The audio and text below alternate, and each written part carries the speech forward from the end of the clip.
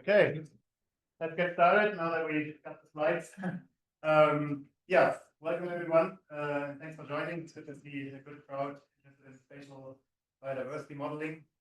And yeah, our session title, Spatial Biodiversity Data Products for Reporting and Decision Making. Are we there yet? We'll give a little introduction what we actually want to do in the session and what we're going to talk about. And let's see. There's also space here and here for those in the back. Oh, all the music works at least.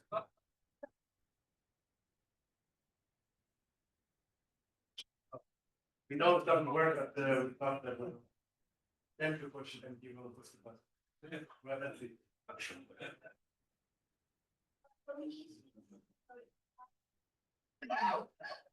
Okay, do you have any jokes? I'm putting me on the spot, aren't you? Sorry, but don't do jokes. No, but so we have some buffer. So we, as you see, we only have 4 talks for each session, so it's not going to be as packed maybe as some of the other sessions, because we also want to take the time to discuss things. So we have some time for maybe also collecting some notes from the community to see if we can actually come home with some feedback or some points from this discussion. Let's see how's it going. Can we go to the next slide? No. Please. Okay. Well, there's still people coming in, so that's good. You have a job. I'm Swedish. We don't do jokes either. Anybody else have a job? Yeah.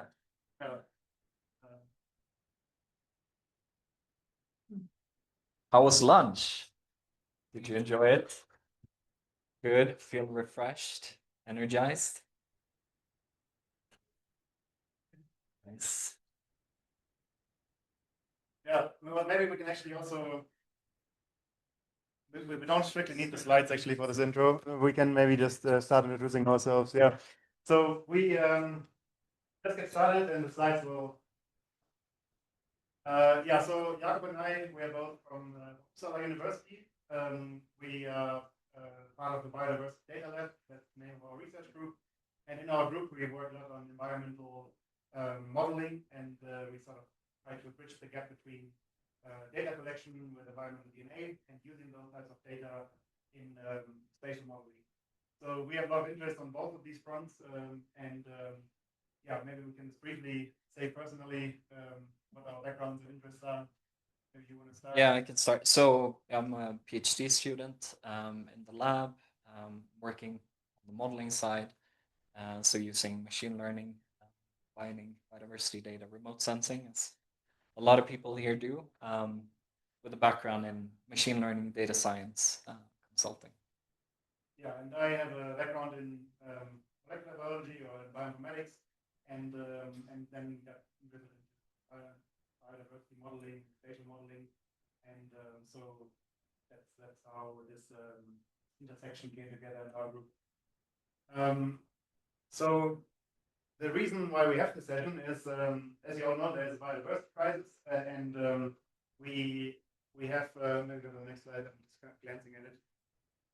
There's a lot of need for actually for spatial modeling for various purposes related to this crisis. So one area of focus of spatial modeling is mapping high-value biodiversity areas, as maybe some of you do. We also hear a couple of talks about that.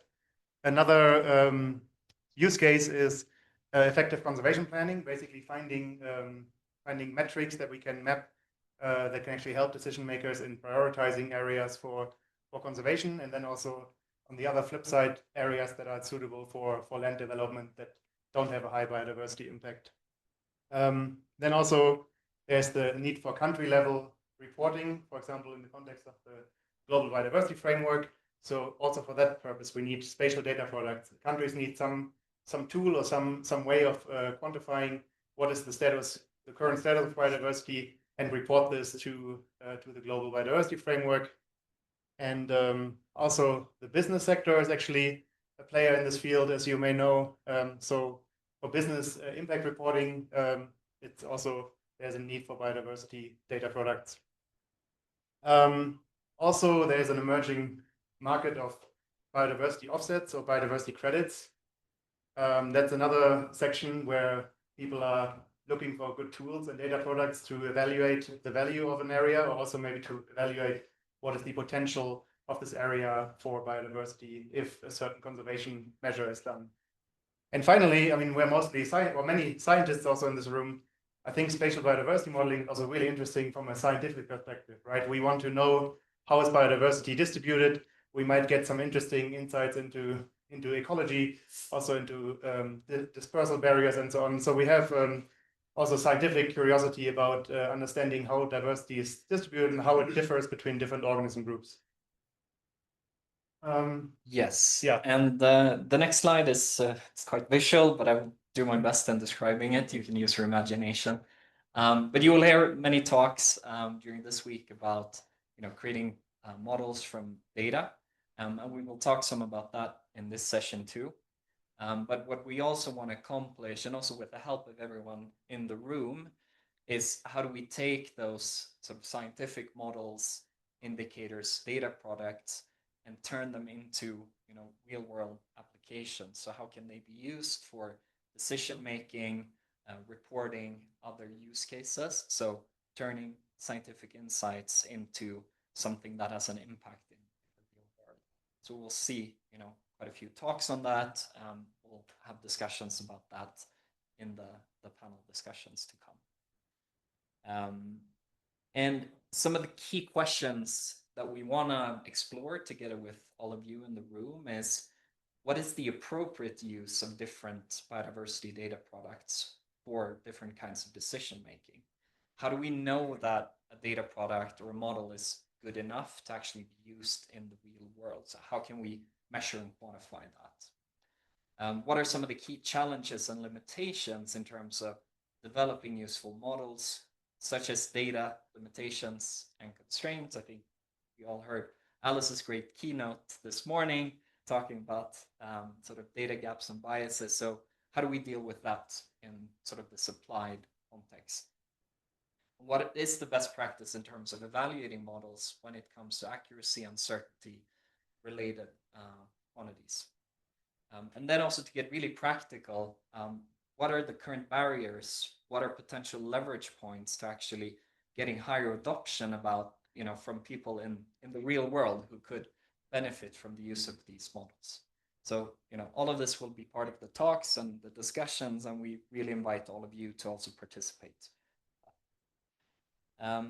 So this is a two-part session. We're now in part one, where we will have 4 really interesting talks. Ooh, slides. So yes, we just covered that. It's working, the trick here. I like it.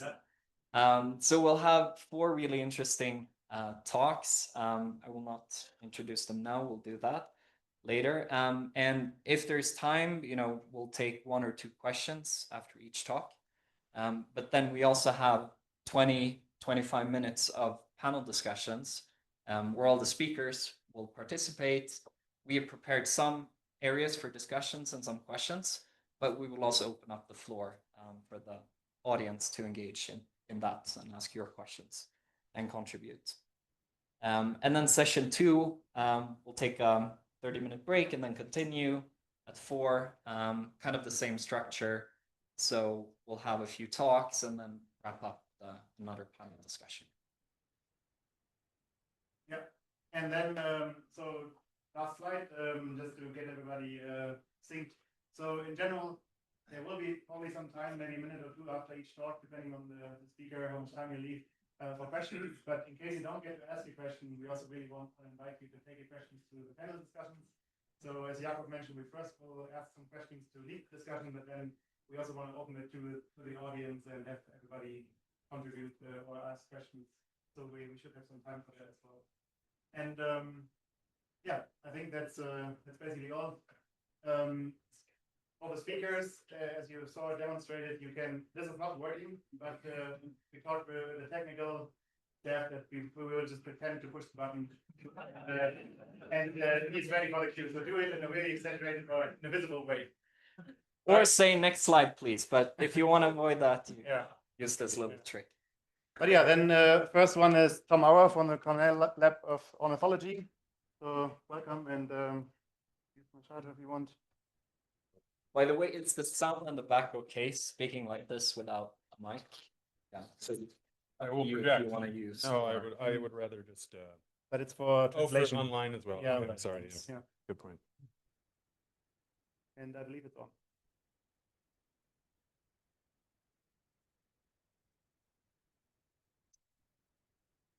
I'll just go ahead and barge in because the first slide is not all that exciting. It's just a title slide.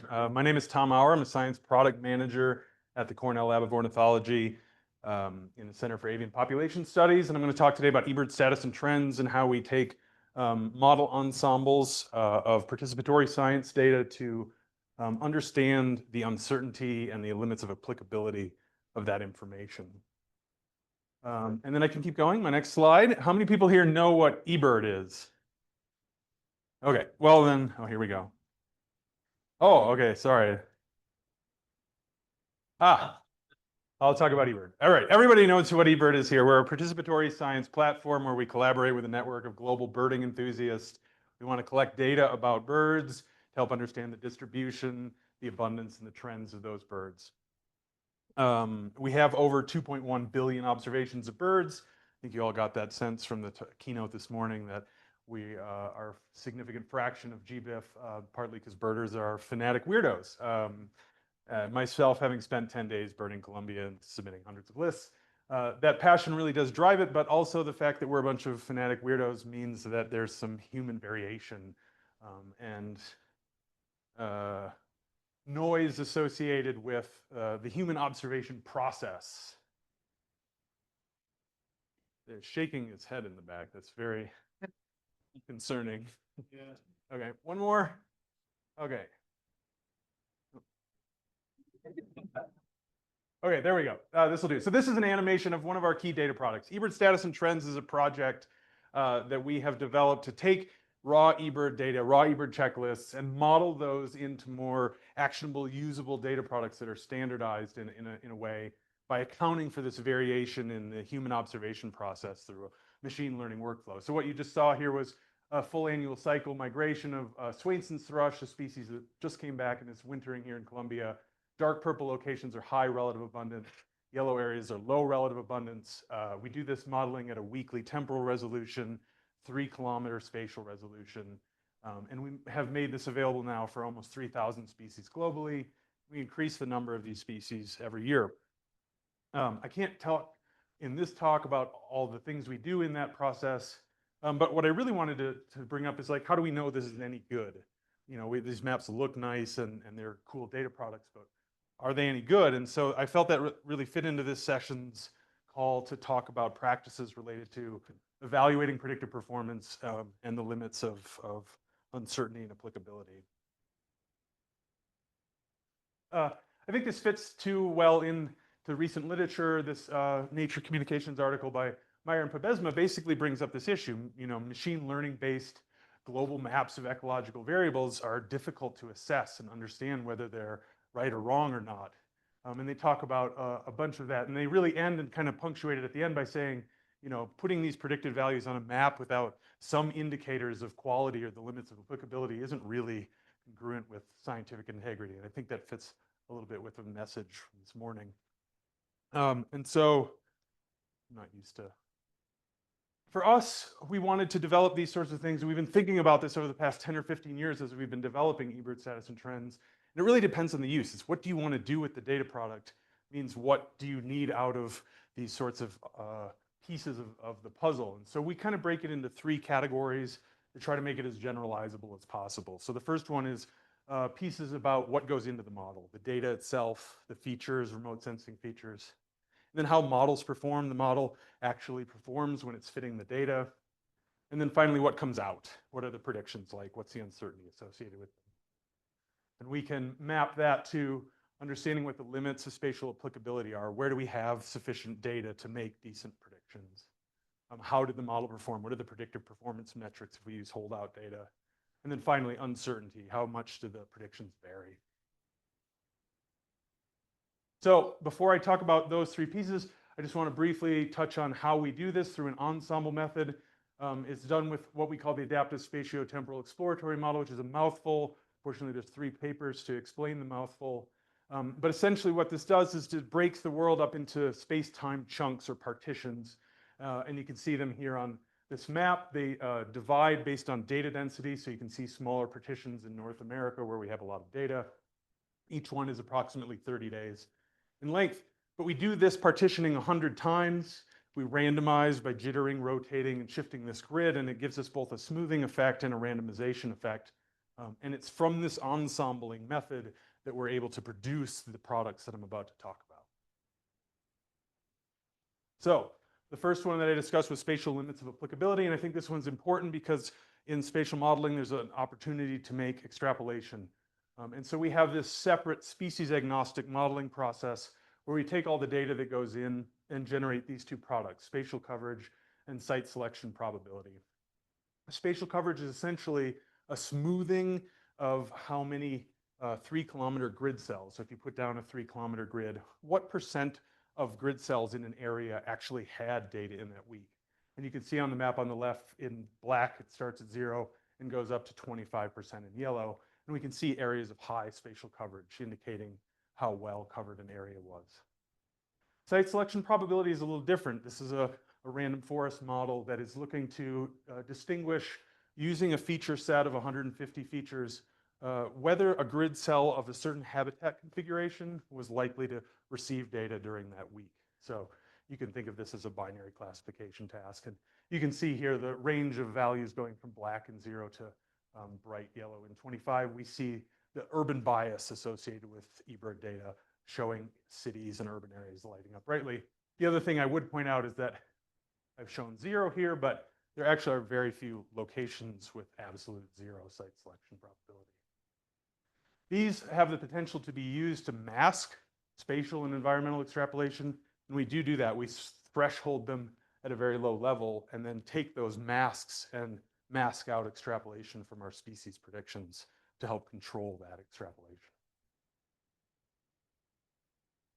The other is predictive performance. So these are regionalized summaries. These are done at a little coarser scale, 27 kilometers. But essentially within each one of those partitions that we fit and predict models, we are holding out some data and using that to calculate prediction.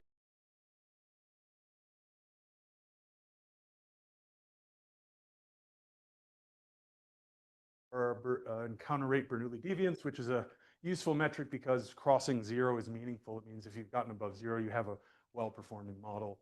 And you can see the spatial heterogeneity on the left here, areas in green indicating a well-performing model, whereas brown, not so much.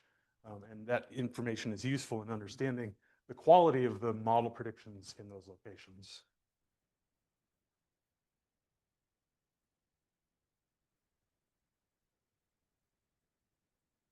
All right, the last of these is uncertainty. This is really leveraging the ensemble.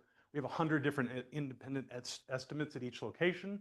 And so we can calculate 80th% confidence intervals for relative abundance, which is a product we make available. On the right here, you can see a map showing those ranging from dark, being low confidence interval widths, to bright yellow, high confidence interval widths for a species here in June. On the left is a migration chronology. Each line is a different species. And you can see that the widths of the confidence intervals vary depending on which species it is and what time of year it is, which is really helpful. So what do we do with this information? One thing is to help guide targeting monitoring efforts. We work with a conservation collaboration in the US and Canada. These areas in yellow and green are where the federal agencies have done formal aerial surveys of duck species for a long time. But there are other duck species that are not covered by this area in the blue boxes. And so they came and said, hey, how good are your status estimates in these areas? Can we use these instead of aerial survey data? And so we can, one more. We can look at them and say, are they sufficient? We can pull up our spatialized predictive performance summaries here. Same metric, Bernoulli deviance. Brown is not great. So we could say to them, well, no, they're not really, all that great. You might want to look at something else. And it's been productive because it's led both to targeted monitoring efforts within these areas, as well as data integration effort to combine satellite telemetry data with eBird data. I'm not going to talk about this one a lot, but we can use that site selection probability information to help guide sampling efforts. Lauren Oldham is going to talk about this on Friday at 11:30 in Ballroom B1, so I encourage you to all go see her talk and hear about that. All right, so I'd like to just start wrapping up a little bit, talk about some of the challenges. I really haven't conveyed that, there are computational and scaling costs associated with the modeling framework and ensembling that we do. You can imagine that if you're doing something 100 times, that can get to be expensive. That's something to consider. It's also not entirely clear how to interpret and use these metrics all the time.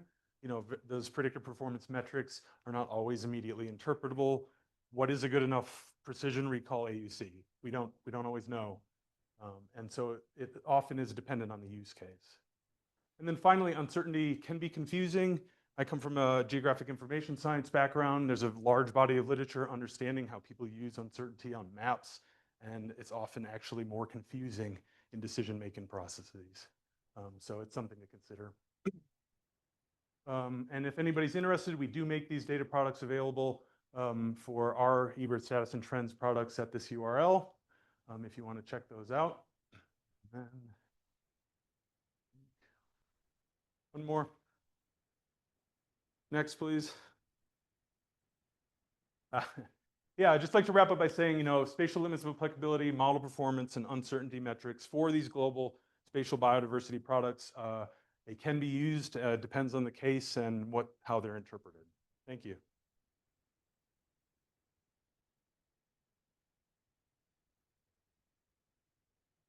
Yeah, thank you very much. We have time for one question. Behind the schedule.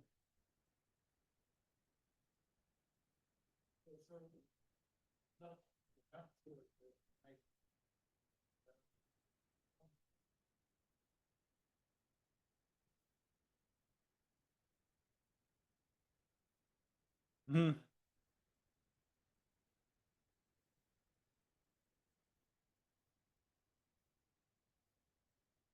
Mm-hmm.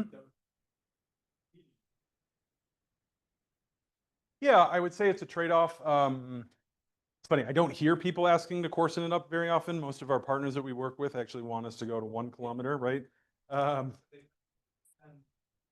Yeah, although I would say that, knowing the feature set that we have available and the spatial precision of eBird data, which we've analyzed a fair amount, I don't feel that unconfident in the accuracy of our predictions at a 3 kilometer scale. But I do think there is value in aggregating to management regions or things like that when communicating with decision makers. That's often much more valuable than giving them the full resolution for sure. Mm-hmm.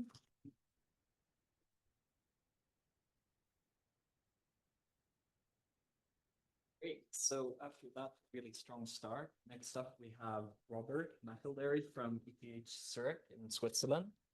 Who will present a novel framework for defining minimally modified reference areas for biodiversity monitoring as an alternative to using perspectives.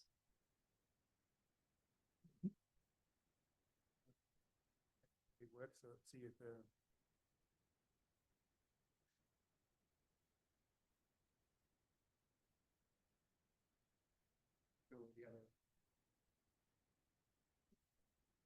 Okay, so start somewhere broad where I think we can all find agreement.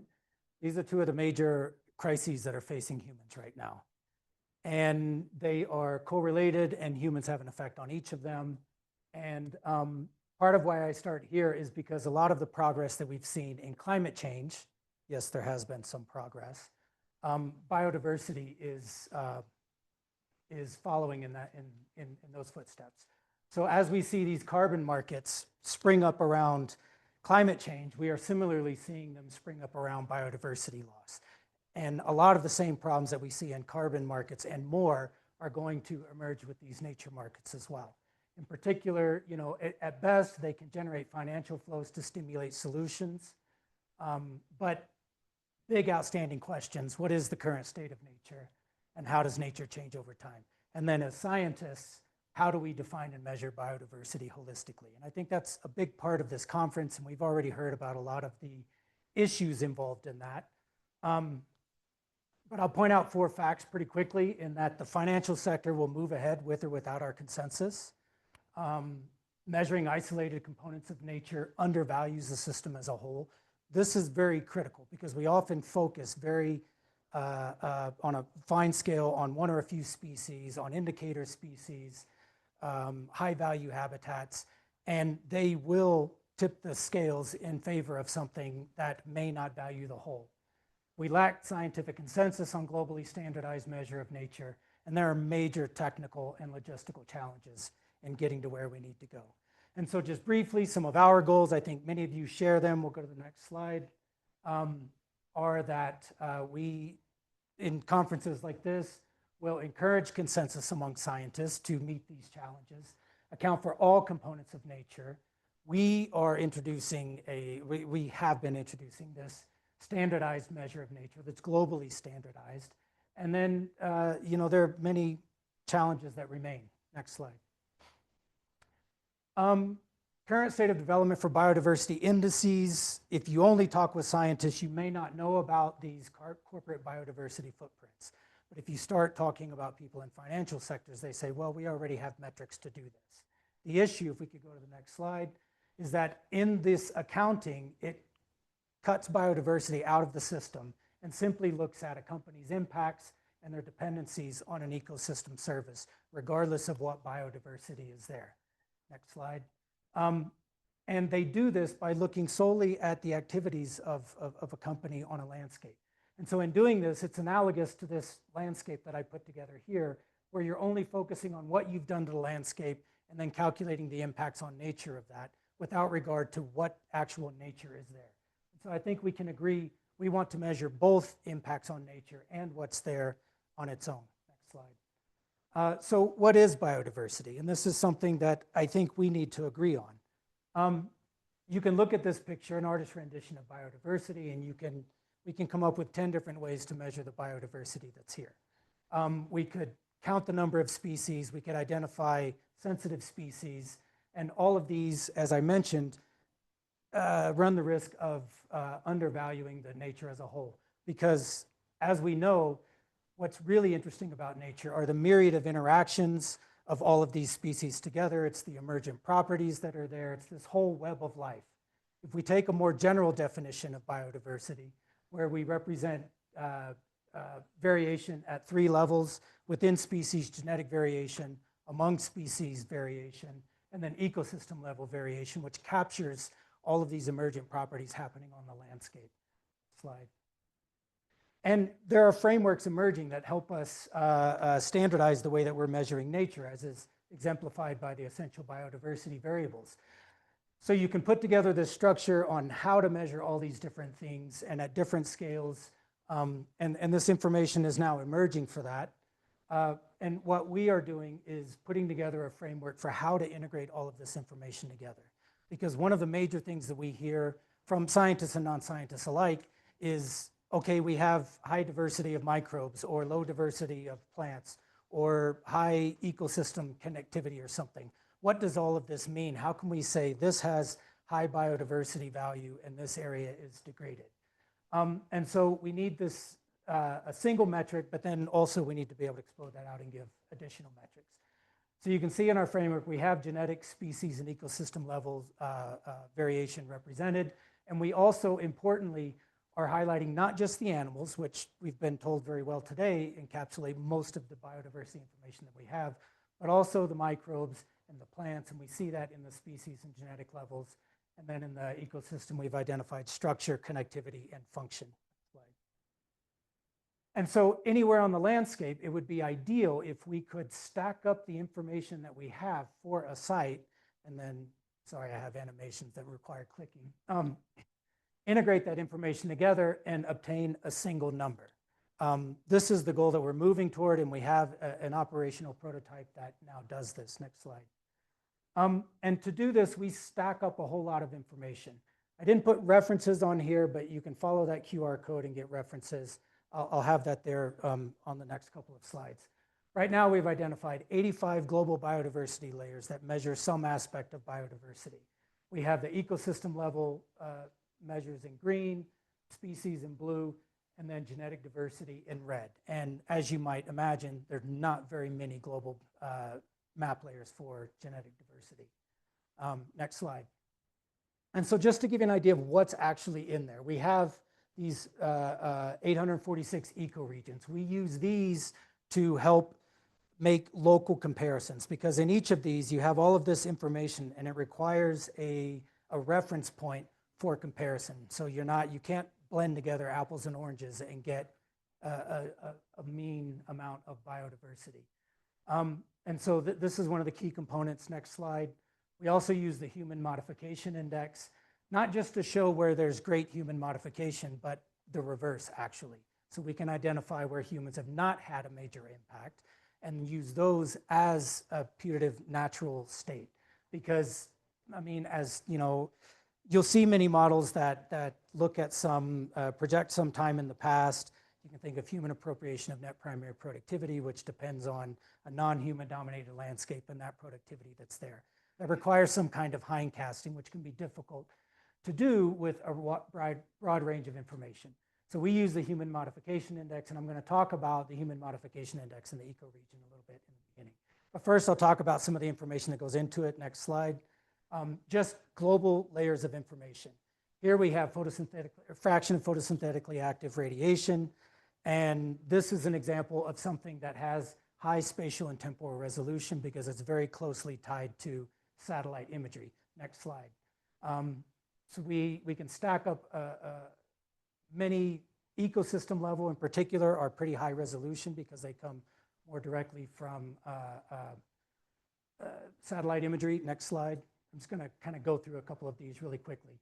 We have tree height next, short vegetation height next, forest cover, and stop on this next one, above ground biomass. So a lot of those are coming out now, and there are many more of them coming out, which is very exciting because we need this information, and it does give some high spatial resolution information and temporal. This one is criticized a lot because it's very closely tied to carbon accounting, and there's a lot of work to be done on how we predict biomass globally. Next slide. When we go to what I think a lot of biologists, when first asked, might say, what is biodiversity? Measures of richness suffer from all of the things that have been introduced to us earlier today. Here's an example of bird richness, and the next one is mammal richness. These are two newer products that I think exemplify how good we are now on some of these. Some of the older models are more suspect, I think, or at least they haven't been produced for this purpose. And it's important, as Tom pointed out, what is the purpose that you want from this, from the maps that you have, from the models that you have? And that's important from the outset in utilizing some of these maps. Next, we do have a lot of information coming for the smaller components of nature. This is due to metabarcoding, eDNA technology, soil sampling. So we're getting a lot of information on microbes. This is ectomycorrhizal richness next. Arbuscular mycorrhizal richness is the next one. And then if we go one more, plant richness, and go one more, I'll show you a bad example of what is not very useful in thinking about mapping, global mapping and stuff. So this is a fairly early version of genetic diversity of mammals. It has poor spatial resolution. But up to this point, it served as one of the only examples we have for this. Next slide. If you just click 2 slides, you have Ascomycota and a group of bacteria as well that my team, next slide, has been putting together and looking at genetic diversity and taking advantage of all of the sequence information that's now coming on. So what we do with that next, I'll go back to our tree here of information. And if we go one step more, in order to collapse all of this information, so we take all of this information, all these map layers, generate these sub-indices on each of the 9 axes of variation and generate the main index of variation. And to do this, we need the reference areas that I was kind of talking about earlier. Can we go to the next slide? I've lost eye contact. And so we use the human modification to identify the least modified areas. And we do that, measure the distance to the bounds of that. 2 minutes, okay. And then that distance, the Manhattan distance, next slide, we use this kernel similarity to turn it into a 0-1 metric. And I think you need to click again. If we could go next slide, maybe do 2 clicks. Next slide. Anyway, this gives it a 0-1 intactness measure for not just the overall index, but also for each of these indices. So we can look at the intactness of ecosystem function. We can look at the intactness of species level plant richness, for example. Next slide. And so in doing this, we have a holistic, globally standardized measure at a 1 kilometer resolution over the globe. We could click next slide. Just kind of as a sanity check, we were looking at the HMI and we excluded the reference areas. The reference areas are identified using HMI, but then the human modification index, but then they're not further used in that. And so I just did some plots at a country level to show kind of how the relationship is. And in general, you have high biocomplexity at low human modification. And then the shape of that varies somewhat. I just did a polynomial fit here to look at some of the shape of that. And so it's following an intuitive pattern. Next slide. Because it is generated in this way, in this standardizable fashion. Next slide. It is aggregatable, and so you can take any polygon boundaries that you have. This is showing administrative levels, and you can also estimate this for the globe. And so that's showing 0.6. And so with that, I am out of time, which is fine. I think it's a good place to stop. And I imagine I'll have time for questions during the Q&A.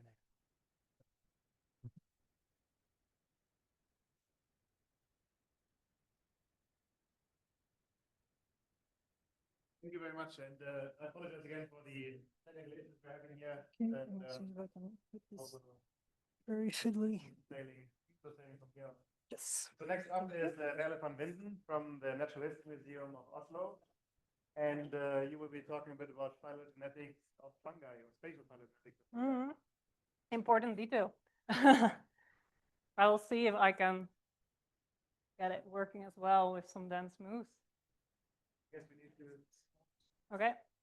I also have some animations, not as fancy as we just saw, so let's hope it works. There you go. So I'm going to talk about spatial phylogenetics of fungi in Norway for biodiversity management. And because fungi are not super popular, and I saw a lot of hands raising when they talked about birds, I mainly will focus about spatial phylogenetics. So this session is about spatial biodiversity data products for reporting and decision-making. Are we there yet? And if I think about reporting and decision-making, I think about these 4, or among others, these 4 big parties. And what these parties sort of have in common when it comes to biodiversity metrics, I need to do it obvious, is they mostly use species red list index or species richness. We hear those a lot. They use some more, don't get me wrong. These are very important measurements, but I think something is missing. Mainly if we look, for example, at estimated diversity versus described diversity. If fungi, in the world of fungi, if you're not yet sure in which field you are, you're a taxonomist, please help us out. We really need your help. So that goes even further, because of the 6.2% of the fungi that are currently described, Alice this morning said 0.2. I'm a little bit more optimistic. 0.4% is estimated for the red list.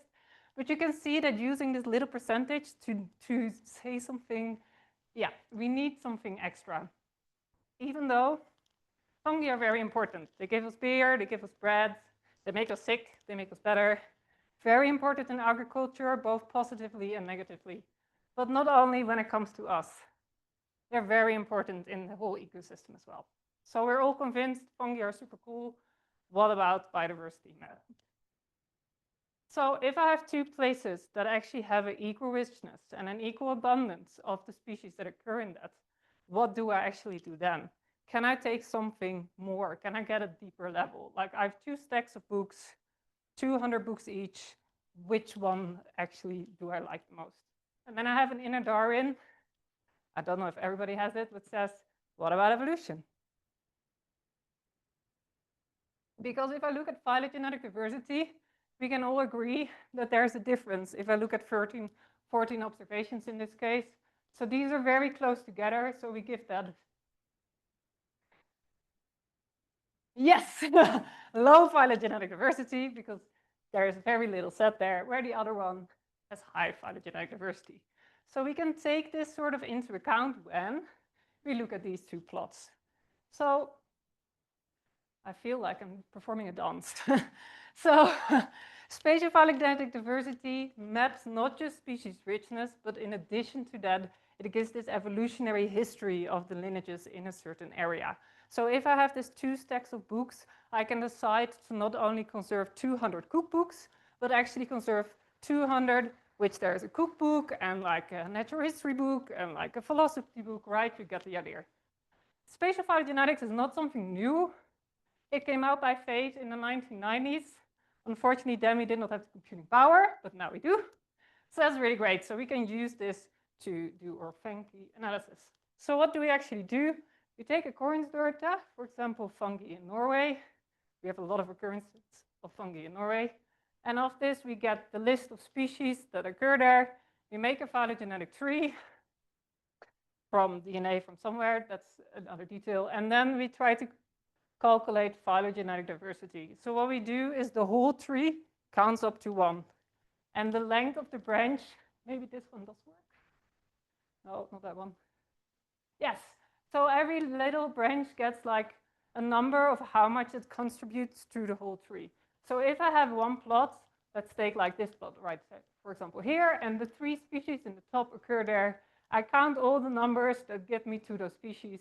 I get 0.7, and this point here gets 0.7 on the map. If I have 2 other ones, I get a different number, right? Very easily. You're all now spatial phylogenetic experts. And this is just a diversity map. It's just a spatial layer. So I can compare it with any other spatial layer that is out there. For example, species richness, but also in case you want to be very happy why I'm in Colombia. This is like annual rain in Norway. This is the temperature, it doesn't get above 8 degrees. So I'm very happy to be here. And Norway has a lot more. It actually is a quite interesting country because it's been covered by the Fenno-Scandinavian ice sheet for a very long time. So it has had quite a short time to be repopulated. So there's like evolutionary, it's quite an interesting place. We have a lot of the vegetation zones which are found in Northern Europe, and we have a lot of different maps. With that, I mean, we have a lot of different spatial layers I can compare it with. Very important as well, we have a super active mycological society, which means we really need that because fungi are not in every country just as popular, but luckily they are in Norway. I can go further than only phylogenetic diversity because you saw it's very linked to species richness. So what extra does it actually give? Because I also know the number of times each tip occurred, I can calculate endemism. So I divide the branch length. So for example, this species here occurred 1 time. I divide that branch by 1, it stays the same. But this one occurred 5 times. I divide 0.05 by 5, so it becomes really short. And then I do the same calculation, I create the same map, and with that I can find spots with high endemism, which is something when we want to conserve, we really like. Yes, we can go even further. Bear with me. Because we don't only want to find places that are long or short. We want to make sure that the places that we found actually are not random, right? So what I do is I create, now we've moved to California, in case people don't recognize this, California. So if I have one spot, what I do is that the amount of species that occur in that spot stay the same. So if I have 10 species there, it still is 10 species, but I just picked 10 random species from the tree. But I also constrain the amount of time each species can be picked. With those two constraints, I can do randomization. And then I get relative phylogenetic diversity. So in this case, I'm really sure that here I have shorter branches that occur by random, or I have longer branches that occur by random. And we call this cradles or museums of phylogenetic diversity. So I can go even further, and this is where it really comes together to this session, because I can use this for decision making. Because it's just a spatial layer, I can compare it with a lot of spatial layers. I can compare it with landscape intact-ness. We really lovely heard about that. Robert, unprotected status, for example, and I can do an iterative process. Let's see if the next one is good. Yes. So I can also make different phylogenetic trees. Just believe me on that. I can do either just net speciation, so every branch is the same, or where a branch length says something about time, or it says something about DNA mutation, which sort of says something about how to say it, like what the branch lengths, like long branch lengths represent. So if I have a long branch length in time, it says something about survival of a species, right? So I can take all this into account. I can do an iterative process. And with that, I can create, yes, a ranking system of which places are the most important to conserve in terms of phylogenetic diversity and all this other information that I put in.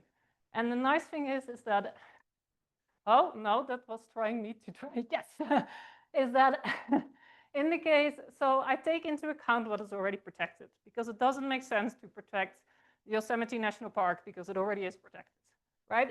And I take also into account which area is still undestroyed. It doesn't make sense to protect the middle of Bogota because there are a lot of buildings there now. It doesn't make sense. But it also takes into account that if I have a spot that is number 1, that one is already considered protected for number 2. So in the case, we literally just give any decision makers a list. This is number 1. When you've protected that, go to number 2, which I think is really cool. So yes, we try to do this for fungi, which has a lot of problems with it, but that's a different point. It has already been done on plants quite a lot. It's been done on mosses, it's been done on butterflies. It hasn't been done a lot on animals, even though we have a lot of information about the distribution of animals. So if you're a person with animals and you like to do this, please do. I think it will be super cool. But I'm gonna try to do this on Norway, because the cool thing is that the tips of the tree do not per se have to be a species. I can make it a clade if I'm not really sure if it is a species. I can make it an eDNA sequence of a species hypothesis. And in fungi, we really struggle with which species have been determined, like I showed in the beginning. And with this, we sort of can get out of that in some ways. Yes, so take-home message. Spatial phylogenetics brings an evolutionary aspect to biodiversity assessments of a spatial distribution. It can detect patterns of evolution, spatial and environmental, and it's very valuable for robust and targeted conservation strategies. One last one. Yes, there are some cool people that I really like to thank because they're really nice, especially Peter Sater, because they managed to get me here, so it's really lovely. And there's a lot more options with spatial phylogenetics. So if I've inspired you a little bit, please ask me questions or send me an email or in the panel discussion because I love to talk about it. Thank you very much.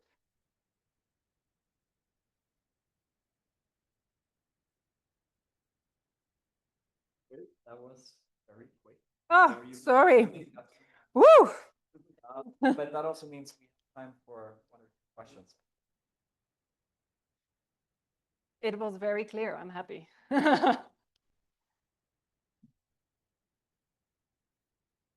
Questions? Do people already use spatial phylogenetics in a little bit? Are you guys in some ways intrigued to look into using phylogenies and evolution in your work now? I see some nods. Great. Then, yes.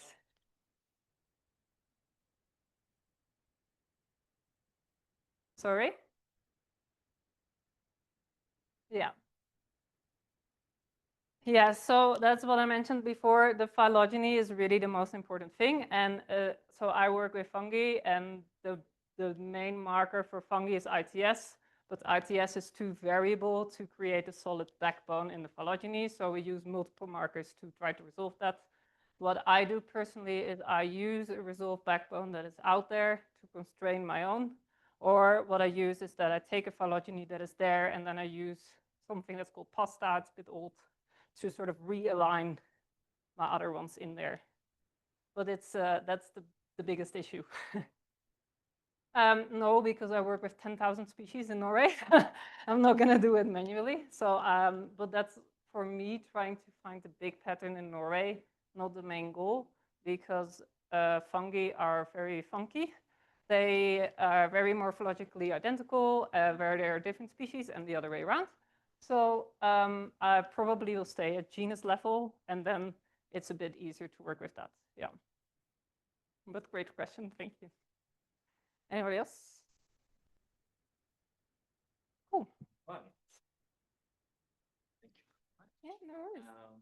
Time for our last speaker for part one. He's already introduced himself, so this bioscan, which is a national scale predictive model for detecting high conservation value sites using remote sensing data. So it's similar in terms of the theme. Thank you. And yeah, welcome everybody again. And this time, as a position of a speaker, I want to introduce you to this model that we have been working on in Sweden over the last years. And as Jakob already said, it's a national scale model to identify high conservation value forests. So to just give a bit of background, I mean, this might not come as a surprise, but deforestation has a huge impact on biodiversity.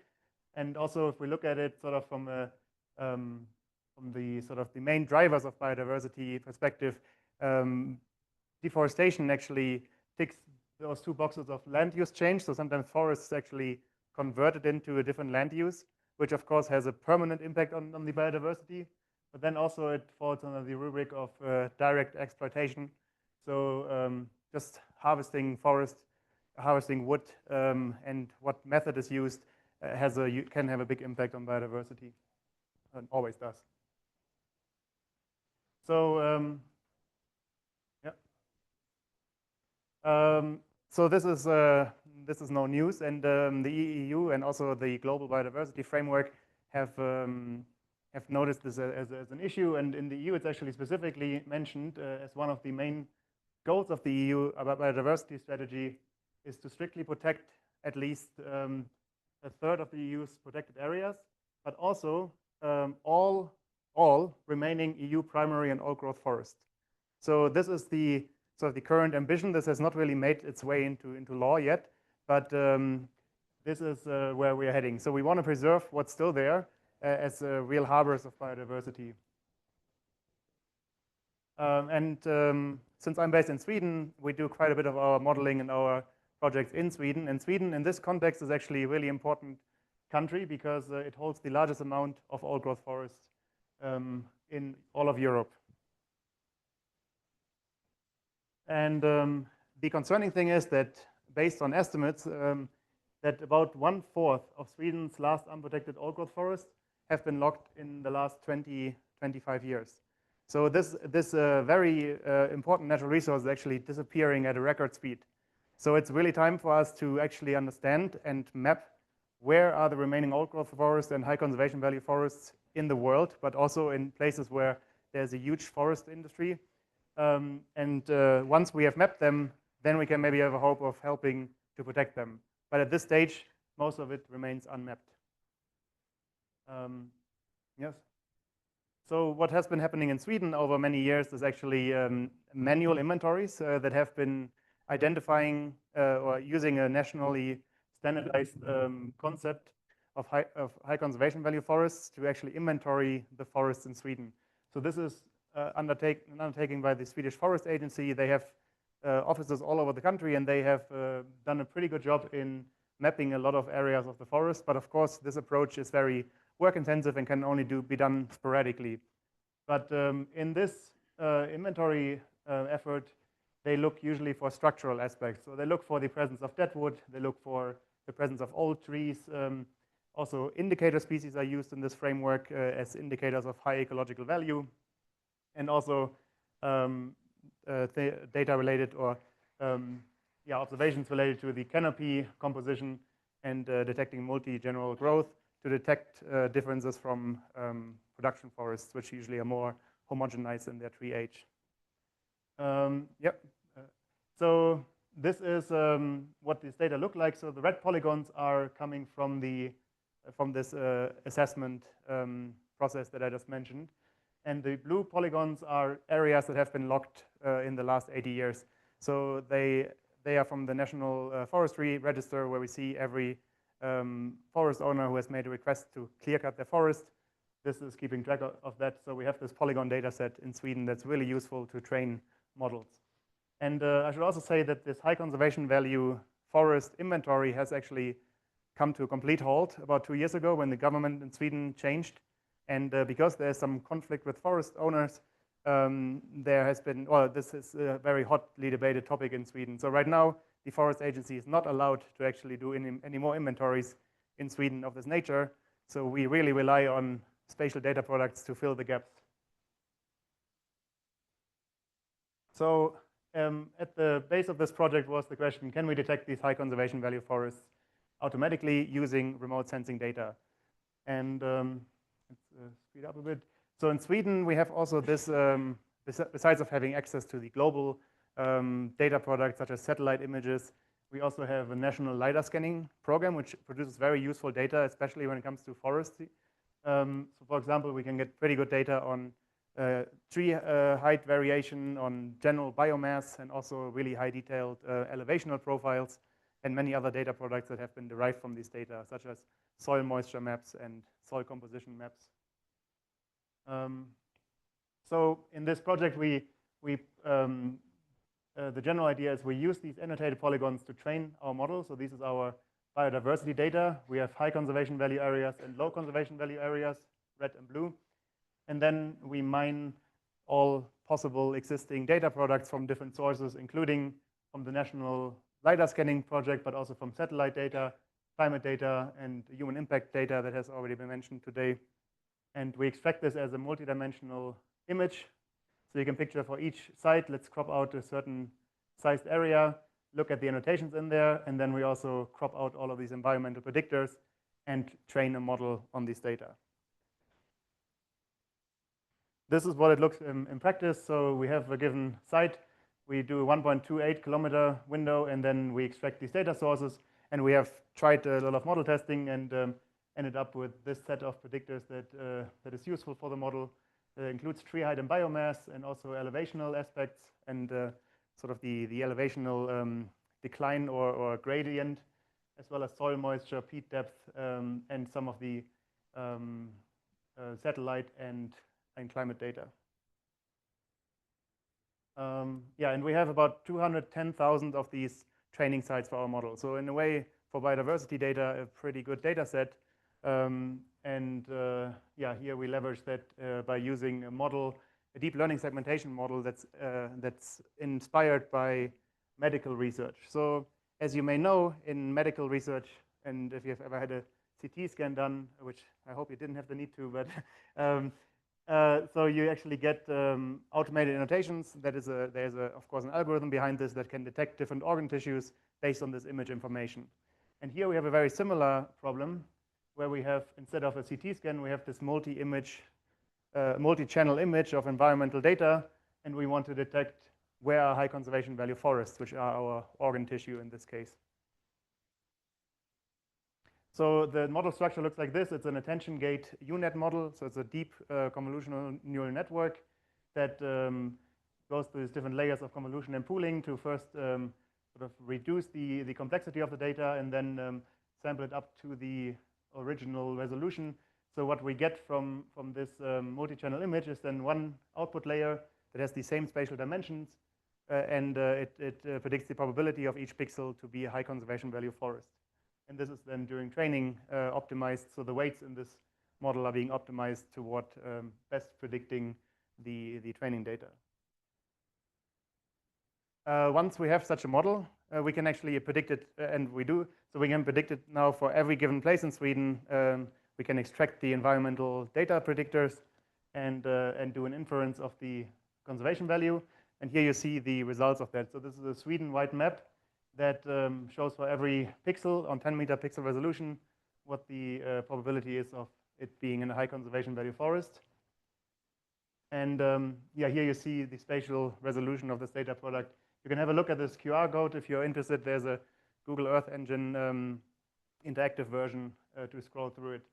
But you see how here, for example, around Uppsala, the city where we are based, you can see the forest is quite a patchwork of actually forested areas and areas that are of high conservation value. So there are actually, in the Swedish forest, there are still quite a few islands of rather untouched forests that actually portray high conservation value. But of course, a lot of it is production forest. And yeah, you're probably also curious about the model performance. So we evaluated the model both in precision, in terms of precision and recall, and also in overall accuracy. And now to link this a little bit to decision makers, it is a bit, yeah, it's always a challenge to communicate how should you use this model, right? So we have a prediction for every pixel that shows the probability of high conservation value forest. Now, if we say we call everything above 0.5 a high conservation value forest, you can see in this graph that this leads to about a total accuracy of close to 90%. We evaluated this on an independent test set, and we have a pretty good precision of 95%, but a low recall. So that means at 0.5, we are fairly certain that everything that has a value higher than 0.5 is in fact high conservation value forest, but we do miss quite a bit of the existing high conservation value forest. So we have a very conservative model that actually misses a lot of the areas. So I think it depends on what the use cases are, but if you really want to be certain that the predictions are good, you turn the threshold up to 0.9 and you actually reach a precision of almost 99%. So you can then really be fairly confident that the remaining predictions are high conservation. But if the aim is to get the overall best model, you might actually apply a pretty low threshold in this case, which maximizes the accuracy, but your precision is a little lower. So just to put that on the radar, there is, of course, some variation in how we want to interpret such a data product, and that has an impact on its performance. Yeah, so to summarize, we have here a deep learning model, and I think in general, deep learning model constitute a really high utility tool for identifying valuable habitats from remote sensing data. And this can really help decision makers in conservation prioritization. If you think back to this map we just saw around Uppsala, this could help, for example, the city or the whatever administrative unit we're talking about to identify areas that are valuable for nature conservation. But of course, this is only for forests and only for mapping this concept of high conservation. And I think this presented approach has real value to also be adapted to other ecosystems where we have good data like this. I mean, where we have polygons that are annotated. For example, the Natura 2000 framework has produced lots of these areas that are evaluated for their nature value using a bit of a different classification. But any such data sets could be really useful for this approach. And also eventually to expand this to other countries would be a goal. But of course, you need certain requirements. And this, what we could do in Sweden here, heavily relies also on these LiDAR data that I showed. So on the airborne LiDAR scanning data, which provided a really good data source.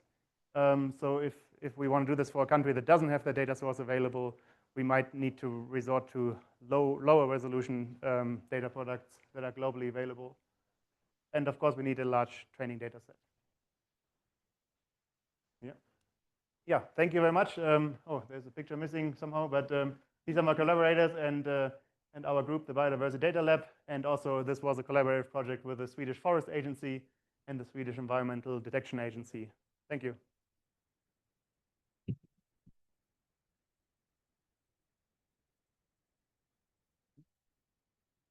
Okay, so no questions? Yeah. Yeah, I guess we have time for 1 or 2 questions. Yes. Highly scattered. How is that happening? So what's causing this subpatching? Yeah, that's a good question. I mean, I think so Sweden's forests are owned by many landowners. So I think there are hundreds. I don't know the numbers right now, but a good percentage of Swedes owns forest. So maybe some of them own forest and don't do much with it. Others use it very sort of in a very industrial or in a very harvest-focused use case. So they have very different land management. Accessible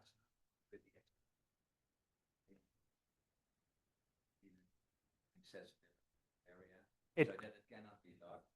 yeah, I think that too. But if you think, for example, around Uppsala, I mean, there are not really inaccessible areas in that sense. I mean, it is very, there are some areas that are a bit rocky, but in general, nothing the harvester can handle, I think. So I think it has more of these, forest ownership reasons. And there's also, I think, it has a little bit to do with the certification process. So when you want to sell your wood, you need to sell it at a higher price if you get a FSC certificate, for example. And that certificate requires you to put 10% of your area aside for conservation.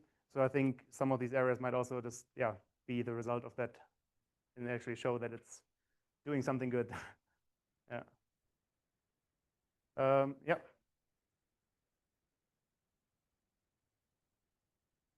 Oh yeah. Okay. Somebody from online.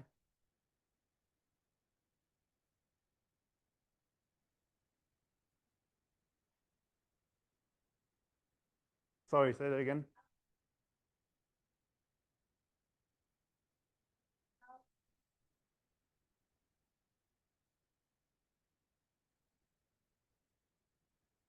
Okay, how it compares with other.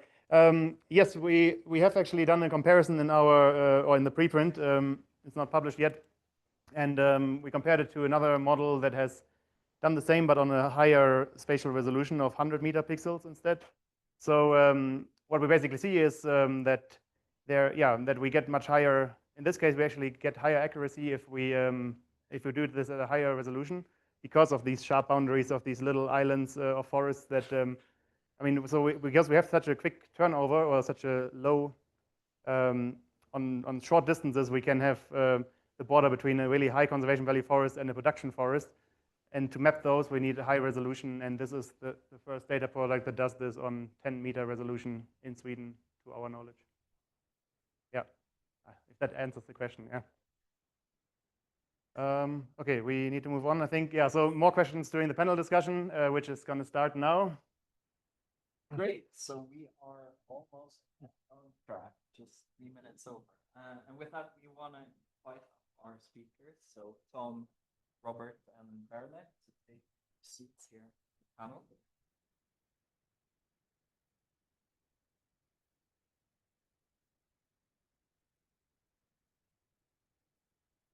Yeah, I can start. Yeah. So yeah, thanks everyone, and also thanks for being available for this panel discussion. So as we said at the beginning, we now want to take some minutes to reflect on what we heard and also to maybe think it a little further. So my first question would be, so we've heard some, in several of the talks actually about identifying high value sites. In my talk, but also, for example, in Robert's talk, you were talking about identifying minimally affected sites. So what would you personally say, where are we with this challenge right now? Like how well can we actually identify minimally used or let's say intact sites? Would you recommend this to decision makers and say, we are ready, we have a data product that can be used? Yeah, maybe you specifically. I mean, right now, I feel like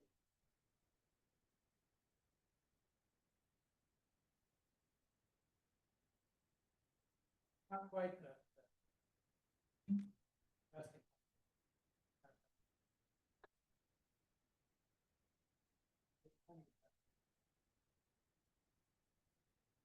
So I think fairly close to that. Being able to identify in terms of direct human that obviously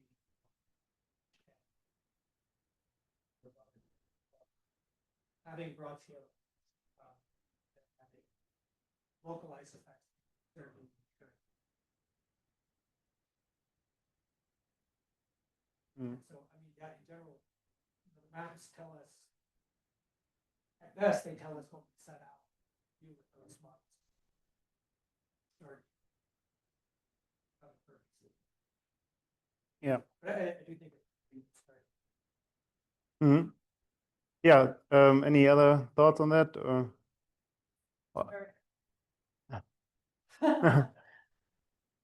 do think it's a useful point of comparison. We don't always have a bunch of time casting the model back to the proposal before we decide. Mm.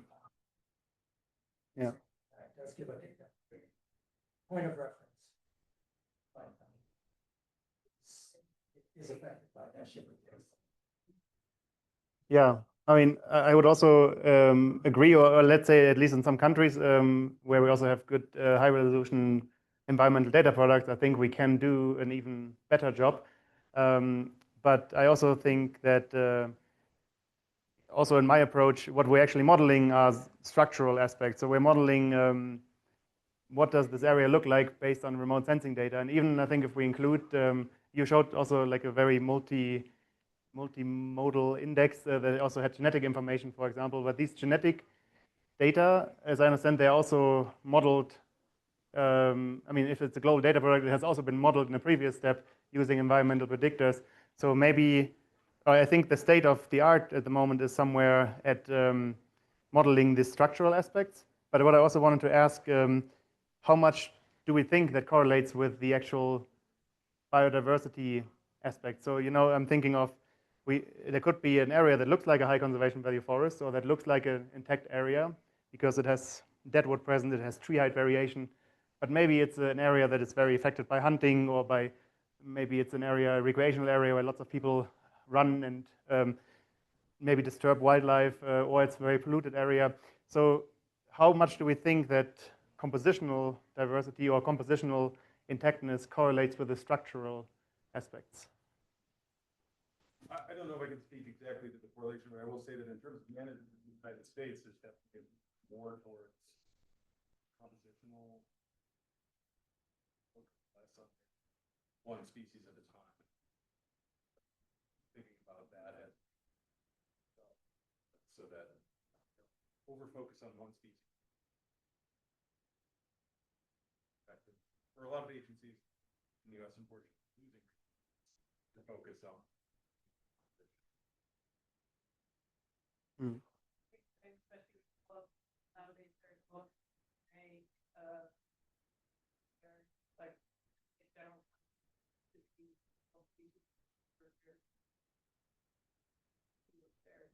sort of so answers this question. Okay, if you try to detect it very generally, you're not even try to we'll see how people find their Mm. if you go back and look, we found there in like the reference maps, we see that, okay, we put this whole forest, but these things don't appear here anymore. So it gives you something that it may not be as effective anymore. Mm.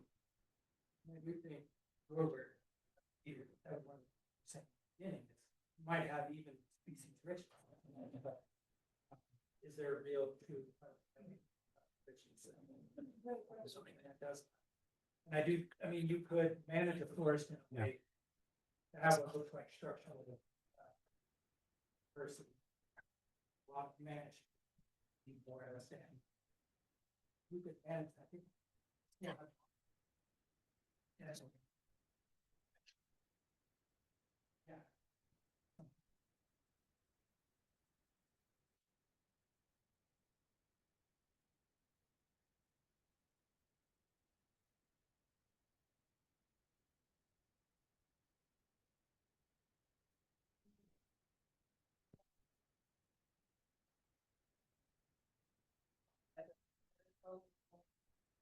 Integration between action sales activities. Like we need to be in science, right? We need to be sector. It's also our downfall in that.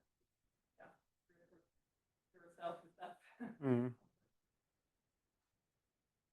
And sort of just sort of wrapping up this question. So in the scene, like since you are taking into account these various dimensions, both related to structure and position, you see that you know, for some areas that look structurally similarly intact, there's actually quite a variation in composition and stuff. I think we can see signals of that. but then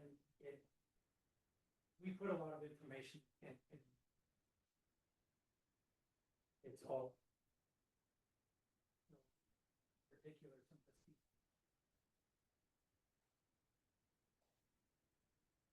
Some of it wasn't built for this purpose. So start to ask, yes, I might see accordance between these two metrics. Which do I trust in this, and how much of some data? I will say that the ecosystems tend to be pretty high. Mm.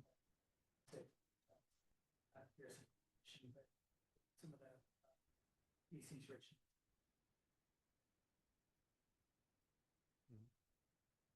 Yeah, so biocomplexity indices are interesting, but you showed your mammal genetic diversity map.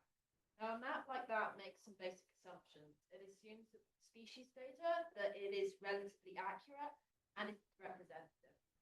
The data I can see from the maps is from the IUCN, so we know that it's A, highly incomplete, and that there are also spatial inaccuracies, particularly around. Boiling that down further, most mammals are either eroded. Both data sets are very incomplete. For a region like Southeast Asia, we provide about 50% of bats. If we then go on a regional basis, so say Sumatra, there is not a single genetic barcode for bats. And that means that when you mesh those two data sets together, we'll basically smudge out the diversity of hyper-diverse areas because the data we have is massively incomplete. How do you think when end users do not really understand the data that is flowing into these models, we can reconcile increasingly accurate spatial data from satellites with data that is often meshed together using multiple different types of data with variable completeness and uncertainty? Because any genetic compositional map at the moment, even if it's based on models, because of that lack of representativeness from certain regions and the fact that there is a discordance between the distribution maps and what the species really are, is very, very challenging. So what do you think, how do you represent that so it's not misinterpreted? And what frameworks do we put in place to ensure that when we are mapping something like that, it is at least reasonably accurate? Yeah, it's a major issue. A lot of people want to take products, whatever products they say possess some kind. And there's also a misconception that resolution is accuracy, precision. It's just a false. What we do is we weight the information that goes into this, so that particular genetic gets the lowest weighting. And so at this point, it's sort of placeholder. Our idea is that this is a framework that will take the best in class biodiversity information that we have. And so then other than that, you know, we just tell users what our confidence is in those kinds of measures. And so we say very clearly on the genetic side that it's the information isn't there yet. This is how it there's a gradient how much weight we put. Some point in the future. So I think that's a good segue into our next topic, which is around how do we actually apply how good models are. So we have a question. So, but I mean, if we do models, we use data. A lot of it is already modeled, or we have indicators that are built on several data lists. So, what are effective ways of communicating this certainty and sort of level of precision? How do we do that? I'm happy to start. You know, one thing that I didn't talk about in my talk is that validation of external data sets is valuable on a scale. I think that if you can, you know, in our case, we have EBER data defining the feature set, but if you can then find an external data set that partners have a lot of faith or trust in and can show that there's really high correspondence, and we've done this now with EBER data, with radar data sets, fixed-wing aerial survey data sets, or point count data sets. Even if at a regional scale, you can show that those correspond. Faith, trust, decision makers. is an additional step beyond the modeling as well that is often difficult. We have found that it has a lot of change. Oh yeah, sorry, go ahead. No, you go.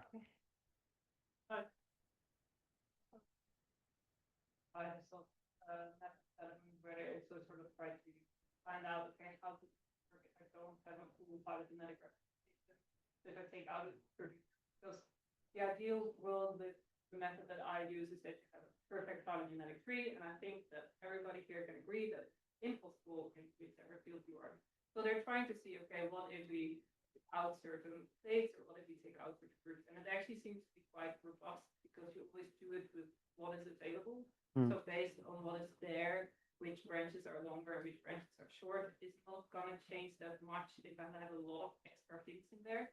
Maybe other branches will be even shorter, other branches will be even longer, but those other ones will probably still follow up. So in that sense, that sort of makes it more robust. And in areas where there is a high uncertainty, like I briefly mentioned in the end, we can decide where we cut for trees. Don't have to stick to the taxonomic ranks. We can be like, I mean, in fungi, big mess. I can be like, okay, this whole concept plate, we're just not sure where it splits off or how it goes. I can just make it one because the branch length in the end will sort of stay the same. So then I can just be, okay, this plate. Okay. But it's still in the end is my personal, decision where I try to do it as little as possible. Yeah. But I just have one quick follow-up. So yeah, then I wonder how we actually. So the question is also a bit, how do we communicate this on to the next level? You know, we can do this uncertain. We can do our testing and realize, okay, it's fairly stable. But you touched on this a little bit in your talk of understanding the uncertainty using model ensembles, for example. But also, for example, if I understood you right, you don't make predictions for areas where the model is actually forced to extrapolate. So maybe is there any more that we would say on that topic?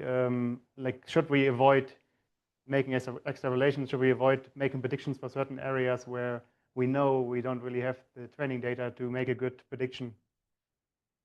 The opinion in this balance, I think it's worth it.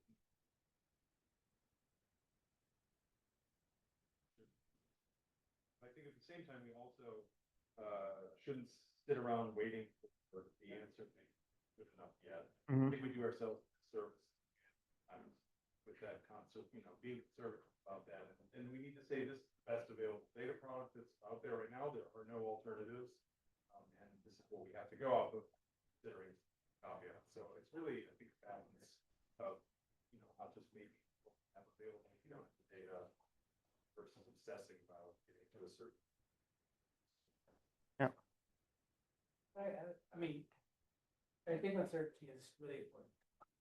Scientists, we can be very exact on what it means. What we're talking about, in that case, we're talking about statistics, very different from the underlying biases that give us the data. I mean, there are data sovereignty.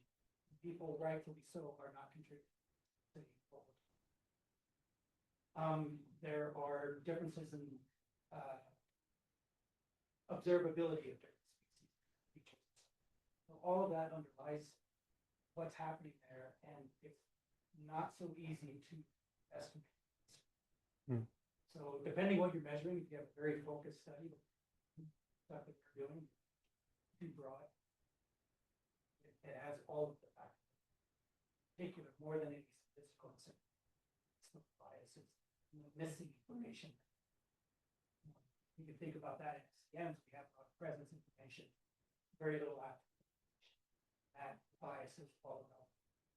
I see that a lot in studies that use spatial phylogenetics where they say, oh, we find very high levels of adherence closer to the Swedish border. It's like, yeah, this is just a species that's very common in Sweden. Right.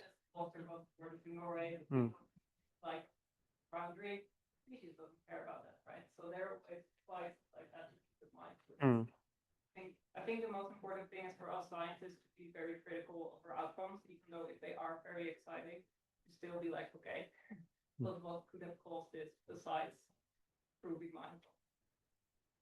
Right, we are on time, or 1 minute over, Yeah. and we don't want to stand between you and coffee and cake. But is there like one final question from the audience before we let you all go?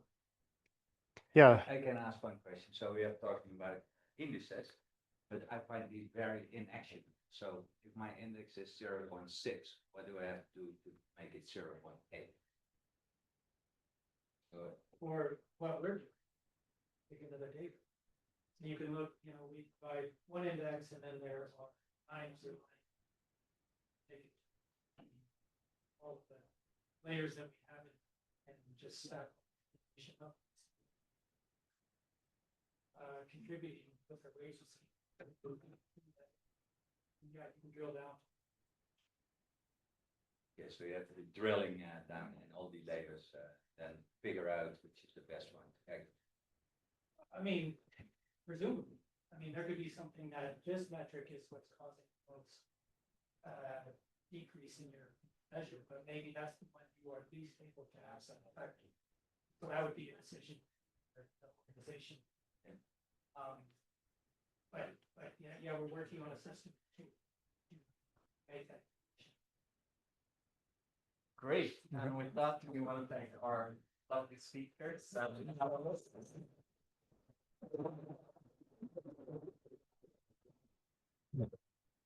And of course, our lovely audience. Have a great break. Enjoy the coffee.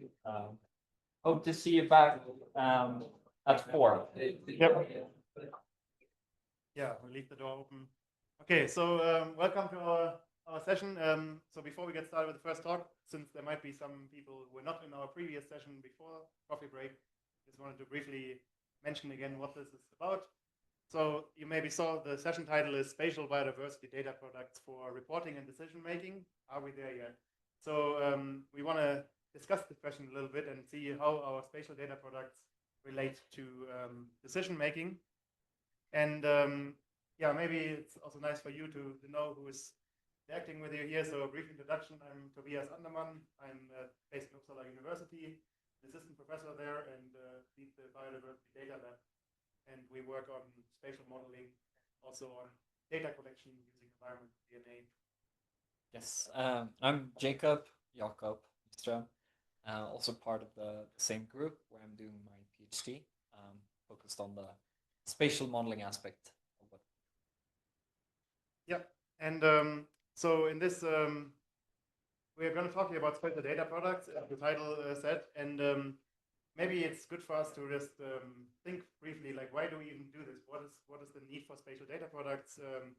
And as you know, we are in a global biodiversity crisis, and there are many frameworks, many international frameworks that require biodiversity reporting and also require us to understand and monitor changes of biodiversity. So we have made a few bullets here of we need spatial data products for mapping of high conservation value areas, for effective conservation planning, and also for country level reporting to the GBF. Also more and more for business impact quantification and risk mapping, and also for the evaluation of biodiversity credits in the sort of biodiversity offset framework, which is just something in development at the moment. And at the end, we also want to do this for just our scientific curiosity, right? I mean, at least in many applications are also just interesting from a scientific perspective, understanding how biodiversity is distributed and how it changes dynamics. Yeah. Yes, and I mean, many sessions were at living data, so of course there's going to be many sessions on data and what you can do with data, like build models. But in this session, we also want to take sort of the next step of thinking about how models are applied. So what are the real world use cases where models can be used for decision making, prioritization? What are some of the challenges and caveats that come with that? So we want to cover topics like, you know, what's the appropriate use of data products? How do we know that they are good enough for a certain purpose? Limitations when it comes to data. How do we evaluate them in terms of their accuracy, uncertainty? And also, if we get really practical, what are current barriers and potential leverage points for actually achieving more adoption of biodiversity data products in decision making? So we're now in part 2, and we're going to have 4 talks. And then after that, we're going to have a panel discussion where we invite the speakers to answer questions and discuss. So we prepared a few questions and themes, but we also want to make it interactive. So if there's time, there will be 1 or 2 questions after each talk, but then during the panel discussion, we really want you to engage, ask questions, make comments, engage with the panel. So that's the idea. And with that, we will invite up our first speaker, which is Colleen Miller. Nope. James. Oh, sorry. It's so... Yeah, no, it's easy to miss. Yes, it's James. Yep. Who's going to talk about the agro-biodiversity crisis and the urgent need for tools to monitor the global decline of crop biodiversity. Okay, and I still do the cool dance with the... Yes, exactly. Yeah. Next slide, please. Okay, so thanks very much, everyone. I'm going to try and get you to think about something a little bit different. So all of the rest of the day has set you up beautifully to know all of the wonderful advantages and all of the risks of knowing where the world's biodiversity is. But of course, we only know where the world's biodiversity is if you mean birds. And I do love birds, so it's all right, we'll let them get away with it. Or mammals, or reptiles, or amphibians. When it comes to plants, no one really seems to care anywhere near as much as they do about birds. There's always an entomologist in the room that says, yeah, but even beetles, we know even less. And all of that's true. But I'd say the thing we know even less about is crop diversity. Next slide. And just to give you a little bit of an example, we've heard about so many beautiful variables that you can download from all kinds of different wonderful places. And all the other sessions, I'm sure, are telling you about wonderful essential biodiversity variables. The Living Planet Index was featured earlier. They got the later number, but my picture's a year out of date. But it's going down, whatever. We've had we've got the Biodiversity Intactness Index. We've got that Human Modified Footprint Index. We've had the IUCN Red List for like 50 years or something like that. So we've been doing really well on tracking biodiversity. But do we have any of these things remotely comparable for crop diversity? I'm leaving a nice big question mark up there to try and point out to you that we don't. That's probably because most of us, especially at a conference like this, have been sort of hypnotized into really thinking of agriculture as just a threat. Even as we drink our wonderful coffee, which was domesticated in Ethiopia, we have our croissants with our wheat that was domesticated in the Middle East. We discuss about how agriculture is that big threat that's driving the disappearance of all of biodiversity. But that's true, but it is, of course, the part of biodiversity with which we interact most frequently every day. We had a lovely lunch today. Next slide. And it's definitely true that one of the reasons that agriculture is the world's biggest driver of biodiversity loss is that it's consumed more than half of our habitable land. It's by far the largest single land use. So it's no surprise that it is having a significant effect on biodiversity. Slide, please. So what do I mean by agro-biodiversity? Often, people tend to think I mean the lovely pollinators, or if you're from the UK, farmland birds. There's no such thing as a farmland bird, of course, because farmland has only been around a few thousand years, so nothing could have evolved to really specialize for farmland. They're actually grassland specialists. So what do I mean by agro-biodiversity? None of those things. I mean the crops themselves. I mean that slice of all of biodiversity on Earth that we've domesticated, we've changed, we've selected, and now we almost entirely depend on. Next slide, please. So to give a little bit of an idea, there's almost 400,000 described species of plants. We know that about 30,000 are used by us. That's probably a massive underestimate. 7,000 at least are edible and have been eaten and managed by us in the past. But then we get down to what the FAO recognizes, which, depending on the list you go by, is a couple of hundred. 9 account for 70% of cultivated land. These six provide 80% of our calories globally. So from that very broad starting diversity, we've managed to whittle down our dependence to a very, very narrow subset. Next slide. And then just to go even further, 3 species provide more than half of our calories: rice, wheat, and maize. And we had a talk before the break on phylogenetics. You might like to know that they're all monocots from one tiny little branch of the tree of life. So if you're an investor and you put all of your money on just 3 stocks, that would be a very, very risky strategy. So we've talked at this conference about how essential biodiversity is to everything we do. We are not making efficient use of the biodiversity of the species that we depend on, and we very much risk losing some of that biodiversity that has taken thousands of years of human cultivation to evolve. Next. To just illustrate that with one nice analysis we did a couple of years ago, this is the sort of global distribution by country of those 7,000 species that we know humans have eaten in the past. Then if we look at the species that we consider crops, those ones that have been extensively domesticated, if we were selecting the best species for humans to use, those two maps, those two richness maps should look the same because we'd be sampling from that diversity. But the two maps are very different. We can see that there's hotspots initially in Africa, which is of course where we evolved, so it's no surprise that we can eat more species in Africa than anywhere else. But now the hotspots are around Europe and Central America, and that's where people, organizations, industries were that were developing these crops over the last 100, 200 years. Next. Why is this an important problem to be talking about? Well, agriculture is a really, really great strategy if you have a stable climate. So for 290,000 years, humans were hunter-gatherers. Only in the last 3% of our sort of modern existence have we been farmers, and that's coincided with a period of very, very stable climate. We've now whittled away our biodiversity. We depend on a very, very narrow subset of crop diversity, and we're about to experience one of the most dramatic changes in climate that our species have ever experienced. And of course, there's a lot more people now demanding a much higher standard of living. So we have a very significant challenge, and we need to effectively use biodiversity to be able to meet it. So what we're proposing is to try and borrow all of the brilliant ideas that you're going to hear about, I guess, over the next few days at this conference, especially old school conservation ideas like having protected areas, and try to apply some of those tools to crop diversity. Now, protected area for crop diversity, that sounds like absolute madness. But let me try and spend just 4 minutes trying to persuade you that it's a really good idea. And complements production, next slide, complements production and conservation. So you're all familiar with a global biodiversity hotspot map. I heard in the news last week that's going to be updated. I'll have to redo my slide.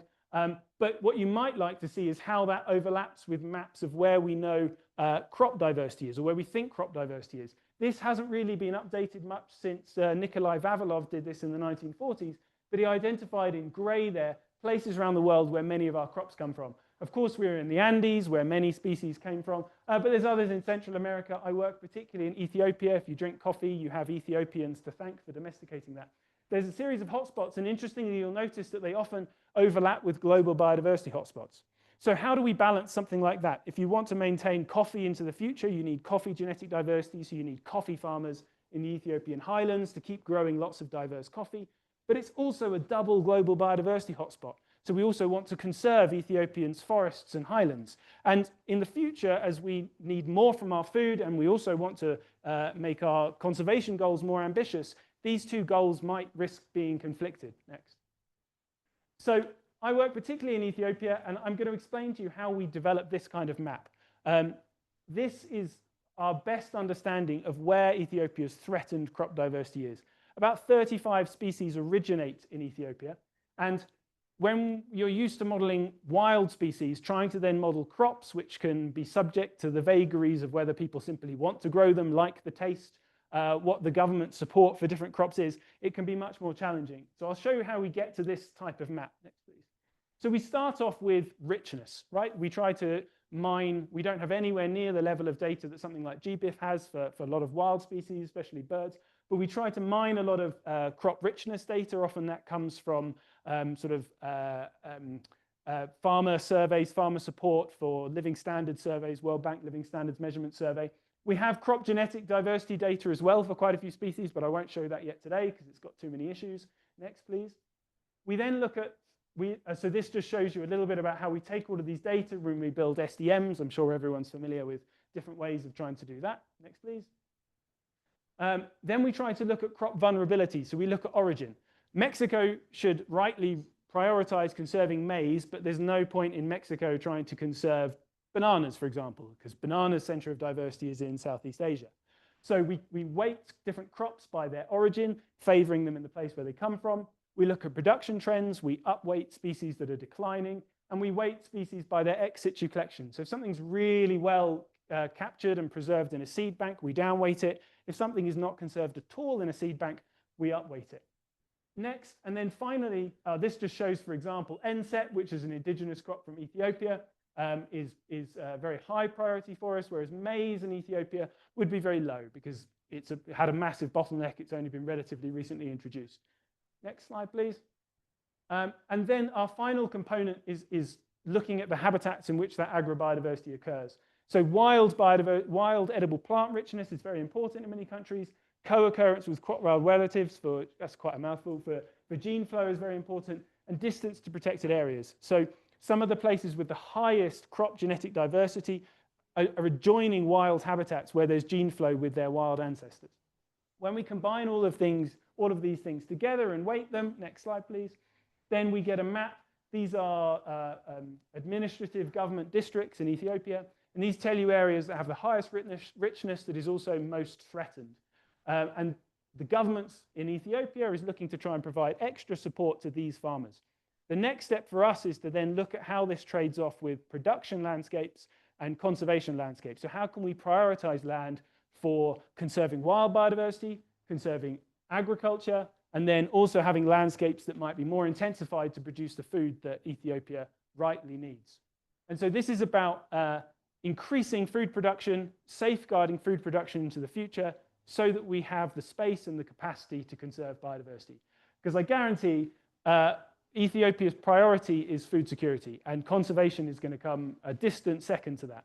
And so by trying to use conservation tools to safeguard that agriculture into the future, we hope we can support long-term conservation. Next slide, please. So, and this just shows we can weight it by administrative regions so that you get an element of beta diversity as well. Next slide. So just a couple of final thoughts on how we can actually go about doing this. One of the really exciting developments is OECMs, and I'll happily sort of give you a stronger pitch over coffee or a beer, but agrobiodiversity can meet the criteria necessary for an OECM. So we would advocate that very high agrobiodiversity countries like Mexico, Peru, India, Ethiopia, parts of Southeast Asia, are fulfilling an amazing global service by conserving crop diversity. That's something we all benefit from. They should be able to count those extremely high agrobiodiversity landscapes towards their global biodiversity framework goals, like 30 by 30. I would say that India, for example, conserving its crop diversity is just as valuable to us as Brazil sequestering a lot of carbon by having a protected area in the Amazon. Those things are both massively going to impact our global lives. So next slide, please. So I would argue very strongly that the in situ maintenance of viable populations of species, remember, crops are species, they just have some unique genetic diversity that we've selected for in the surroundings where they develop their distinctive qualities, meets most of the OECM criteria. And interestingly, Peru is trying to push for that right now. Next slide, please. Finally, how do we pay for it? So we've heard a lot about carbon credits. We're starting to hear more about biodiversity credits. Well, I would try to pitch to you agrobiodiversity credits. A farmer in Ethiopia, let's say, that conserves very high diversity of coffee may not have the highest production, so may not make as much money as they could make if they just selected the best variety. But by taking that cost, they are delivering a global benefit for all of us. If in 20 years a disease wipes out coffee, I'm sure you're all going to put a nice big pile of money in a pot for us to go and find a new variety that's disease resistant. It'll be those farmers that have that variety. But unless we start paying them now, by the time we want it in 20 years, it might be gone. And so agrobiodiversity credits, which have been piloted in Bolivia, Peru, and in Ethiopia here, we've demonstrated that for very low amounts of money, you can take the rarity status of crops and radically improve it. In fact, the results are much, much faster. If I give you biodiversity credits, I might come back in 20 years and try to see some positive outcome. But for agrobiodiversity credits, farmers can be extremely responsive and increase the diversity on their farms very, very quickly. So I'd really say look out for agrobiodiversity credits. Remember, farmers take a local cost to deliver a global benefit that we're all benefiting from. Next slide, please. So the last thing I'll say is that Peru, I was in the week before this conference trying to make the most of having to fly across the Atlantic. And Peru has 11 agrobiodiversity zones where the government is explicitly supporting farmers to maintain crop diversity in the face of the many other sort of commercial pressures that they're experiencing. If you enjoy potatoes, you might like to know that potatoes originated in Peru. And if you look at the Parque de la Papa in the middle there, the farmers there, just a few hundred families, maintain 400 different types of potato, of colors and shapes and varieties that you couldn't possibly imagine. And so those repositories in situ are the key to the future of a crop that millions and millions of people depend on around the world. So we ought to be able to give them a little slice of space and a little slice of money to keep fulfilling that service. And we showed with a nice analysis that hopefully come out soon that these agrobiodiversity zones succeed in managing to maintain traditional agriculture compared to counterfactual sites outside of the landscape. Next slide, please. So I'll just finish by saying we wrote a paper that basically looked at 50 years of brilliant conservation ideas like the red list, like protected areas, and tried to think about how we can apply this to agrobiodiversity. So we haven't come up with any new ideas, we've just tried to steal all existing ideas, and hopefully you can find something useful in there. Just to thank all the co-authors and many, many people that have contributed to a lot of this work, particularly my PhD student, Sophie Jago. So thank you very much.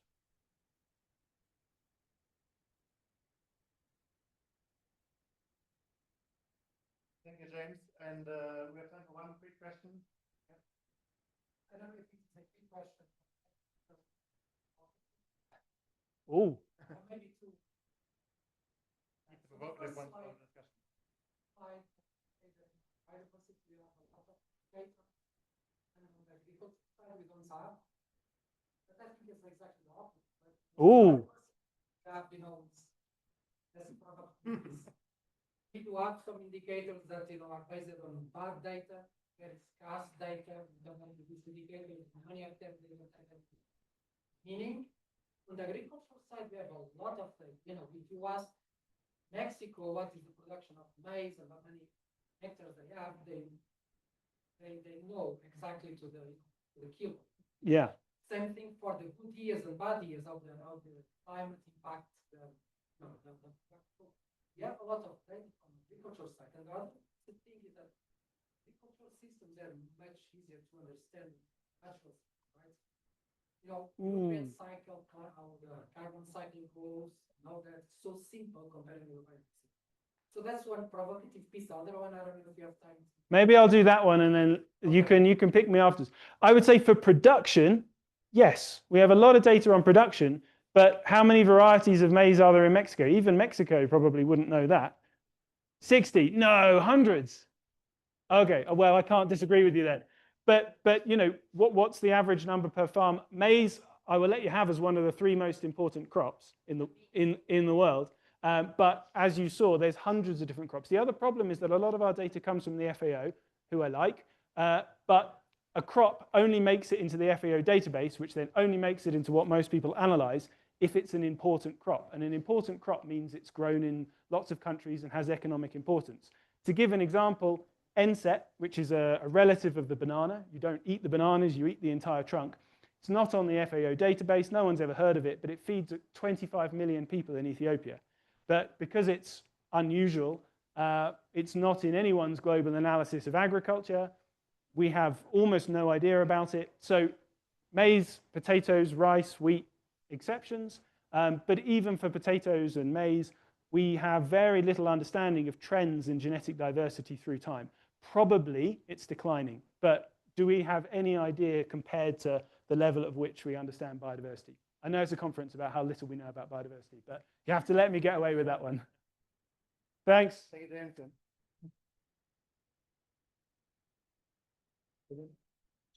Okay, next speaker is Colleen Miller on harnessing biodiversity, trade, and satellite data to forecast global agricultural pest risks. That one. Okay. Yeah, and while you get set up, just a reminder again, we'll have the panel discussion at the end. So, if there are some questions that don't get answered after the talks, keep all of them and throw them in later.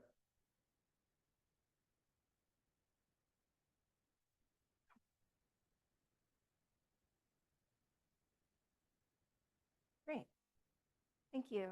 Hi, everyone. My name is Colleen Miller, like I was just introduced, and I'm a staff scientist at the University of Minnesota. I actually work at an Earth Economy Modeling Research Center, but today I'll be talking more about the ecology side of work that I do. So, and next. Today I'm going to be talking about work that's in an early proposal stage that over the past 6 to 8 months, a few collaborators and I have been tooling around with and trying to improve our ideas. And the basic question that we're asking, that I think a lot of us ask again and again, is why do some species thrive while others merely survive or vanish as the environment changes? And as you all know, this is a time of an immense environmental change, and I think that's something we've been talking about a lot today and we'll be continue to talk about the rest of this week. For example, in Minnesota, where I'm coming from, we've had a lot of very serious climatic events that have impacted us and the biodiversity surrounding us. And we're also experiencing a lot of landscape turnover and land cover change that's impacting our natural systems and our agroecological systems as well.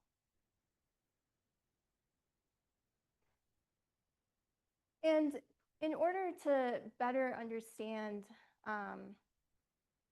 biodiversity moving forward and better model and support decision making moving forward, we need to understand why species are persisting and understanding why they're persisting by understanding where they're thriving. A lot of larger scale biodiversity models rely on temporally flat variables, which may limit our ability to improve decision making for land management or other conservation decisions that growers or landowners are making on the ground. And earlier in the early session, people have already been talking about ways we can inject longer term variables and evolutionary history into these models. And that's what I really want to focus on today. Including evolutionary history into models that may be the next frontier for some of the work that we're doing. And so a lot of more recent species distribution models, for example, have relied on land cover data and climate data and occurrence information to predict species diversity at regional and global scales. Okay.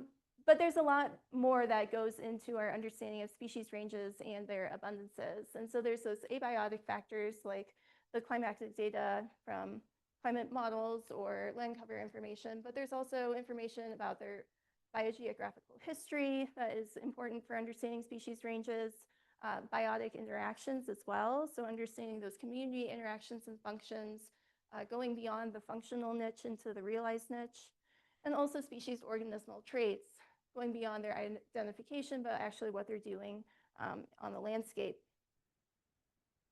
And traits in the agroecological area have been useful to understand population dynamics in agriculture. For example, in 2020, Giovanni Tamburini and others did this really nice study where they found that trait information, like whether or not an agricultural insect pest was exotic or native in the given location, or whether it was a crop specialist or a habitat generalist, better helped them understand the relative abundances of those pests in semi-natural habitats near agricultural areas.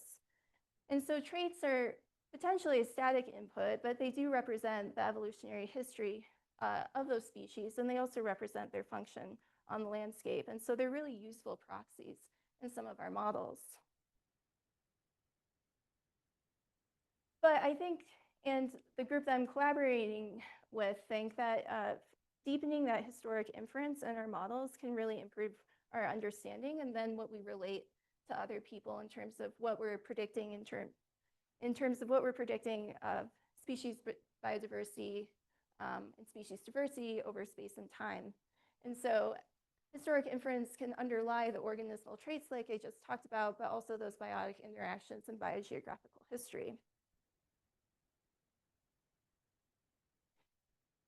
And so our team has been thinking a lot about ways that genomics can inform our inference in our models. And so right now, whole genome sequencing is more accessible than ever. It's become a really frequently used tool, and many species have already been fully sequenced, it's also becoming cheaper and cheaper over time, which is wonderful because it makes it much more accessible. And these data give rise to the possibility of demographic inference, which is a method that allows for the process of using genomic data to reconstruct historical events and parameters of populations. And these events and parameters could be things like the frequency of deleterious genes in population, or the historic size of the population, migratory patterns, and genetic diversity more generally. And this part of our work is led by my collaborators, Megan Bartel, who's a curator of entomology and evolutionary biologist at the Natural History Museum of LA County, and Jessica Hellman, who is also an evolutionary biologist and ecologist. And before I move on from this slide, sorry, I just want to say that there's already been some interesting work using demographic inference in insect systems. And so a great example is a really recent paper in Science by Liu and others, where they use demographic inference to understand the relative success and decline of different ant species in the Fijian archipelago. And they found that it was predictive of why some species might be declining. A more specific example that I think is really nice actually goes outside of the insect pests and insects that I've been thinking about, and into mammals and these different canid species, where demographic inference has been helpful in understanding the relative success of the Ioral wolves versus the Channel Island foxes. And so the Ioral wolves are a fairly well-known example of species decline in North America. And so they live in Isle Royale, which is an island in the middle of Lake Superior in North America. And over time, this population's been declining significantly until at a recent point in the last decade, it declined to just, I think, a father and a daughter wolf. And so wolf signatures from demographic inference and this genomic inference found that there has been extensive inbreeding in that population, which likely led to that population decline. Recently, wolves were reintroduced to Isle Royale, and so we'll see if the population is able to make a longer-term comeback. But as a contrast, we have the Channel Island foxes, and using the same kind of method, the same research group found that those populations were able to purge deleterious genes, and that may be related to their success when compared to those Isle Royale wolves. And so we really feel like injecting this genomic information can improve our understanding of species ranges and abundances by delving deeper into what's going on between populations as well. And so traits and abiotic factors are really helpful at the species level and at these larger scale levels, but sometimes layering data is really useful. And so we suspect that, like I've really been building to, that injecting evolutionary history explains why some populations persist while others fail. And species are not flat, and so we don't think that the data we use should be flat as either. And we're expecting that including evolutionary inference will significantly improve our model accuracy, but also improve our understanding of the dynamics that we're trying to portray.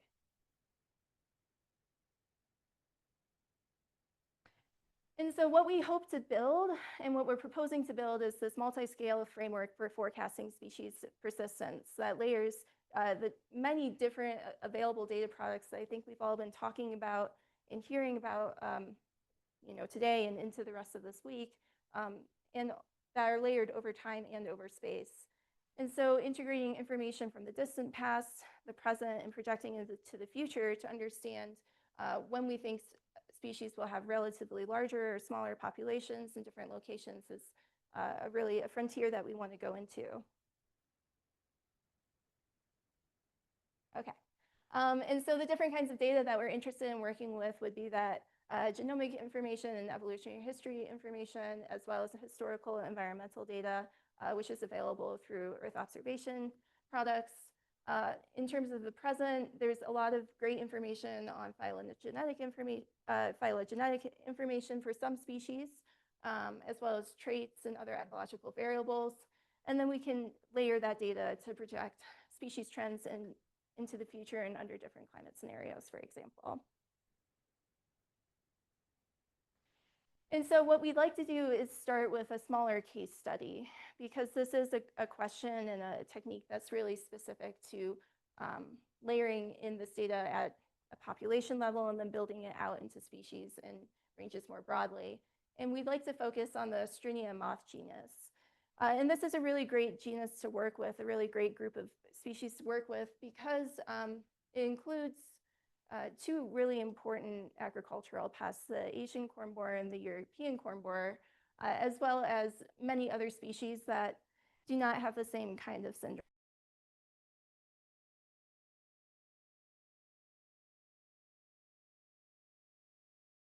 Right-hand corner, represented by the yellow dots on that map.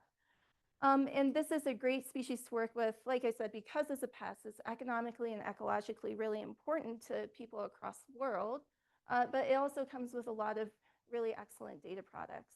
The European corn borer is considered a study species or a model organism, and so there's a lot of great information across basic and applied ecology questions for it. And then in addition, this type of invasive, aggressive, and highly abundant insect in disturbed habitats can then be contrasted with species like Strinia palustralis, which has a much narrower range. And our focus on these agricultural insect species is really supported by two really wonderful spatiotemporal modelers and agroecologists, Sarah Emery and Becky Chaplin-Kramer. And so we have all these different data products that we're interested in layering in, as well as these different facets of these species and populations that we want to layer in. And we're combining ecological, genomic, and remote sensing data to try to improve some forecasted outputs of Strinia or pest species more broadly across the landscape. And so we will start with some classical statistical models and hierarchical models to see how they, to see whether they're useful. But we're also going to rely on some relatively novel methods in machine learning and AI more broadly. And so we have a really great team of people who are interested in seeing what we can do with all these different products. There's so much data out there. Can we get it all together in this layered framework to ask these questions? And so, for example, we're really interested, Justin Johnson, my colleague at the University of Minnesota, is really interested in harnessing knowledge guides machine learning to introduce biological constraints into our models to help us predict species success in the future. And ultimately, we want this project to be scalable and modular so that what we're creating is useful in other systems as well. And so we're working in the Strinia genus, which is part of the Lepidopteran family, a really well-studied family with excellent phylogenetic information, for example. And so we hope that the work that we do can be then applied to other Lepidopterans or potentially other important agroecological pests. So we feel that evolutionary history can inform our inference, and that in integrating all these different layers of information and understanding of these systems, we can hopefully better understand which populations are likely to thrive into the future. And importantly, why? And we think that understanding how species persist is the next frontier in data science. So I'd like to thank you all for your attention, and especially thank all my collaborators. And then with my final few seconds, I'd also like to plug an upcoming session at the World Biodiversity Forum, led by myself, Sarah Weisskopf, and Maria Isabella Arqueplata. And so if you're interested in joining us to talk about more of these similar topics next summer, please scan that QR code. And thank you all.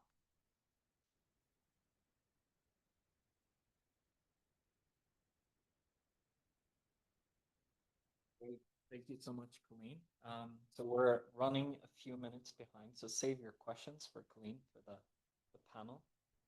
See if I get my speaker order right now. So next up is Heini Guela, who will talk about data uncertainty and spatial conservation. Which ones are important? Perfect. Thanks so much. Good afternoon, everyone. Thanks for sticking around. I'm Heini Guela. I'm a professor of conservation biology from the University of Helsinki.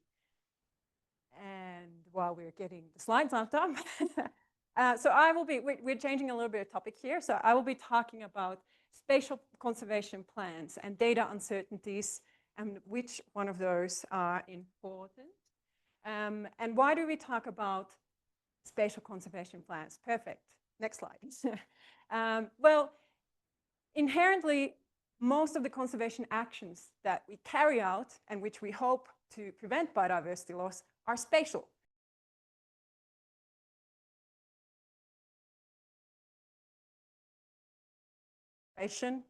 Which owner do we pay the next payments for ecosystem services, payments, etc.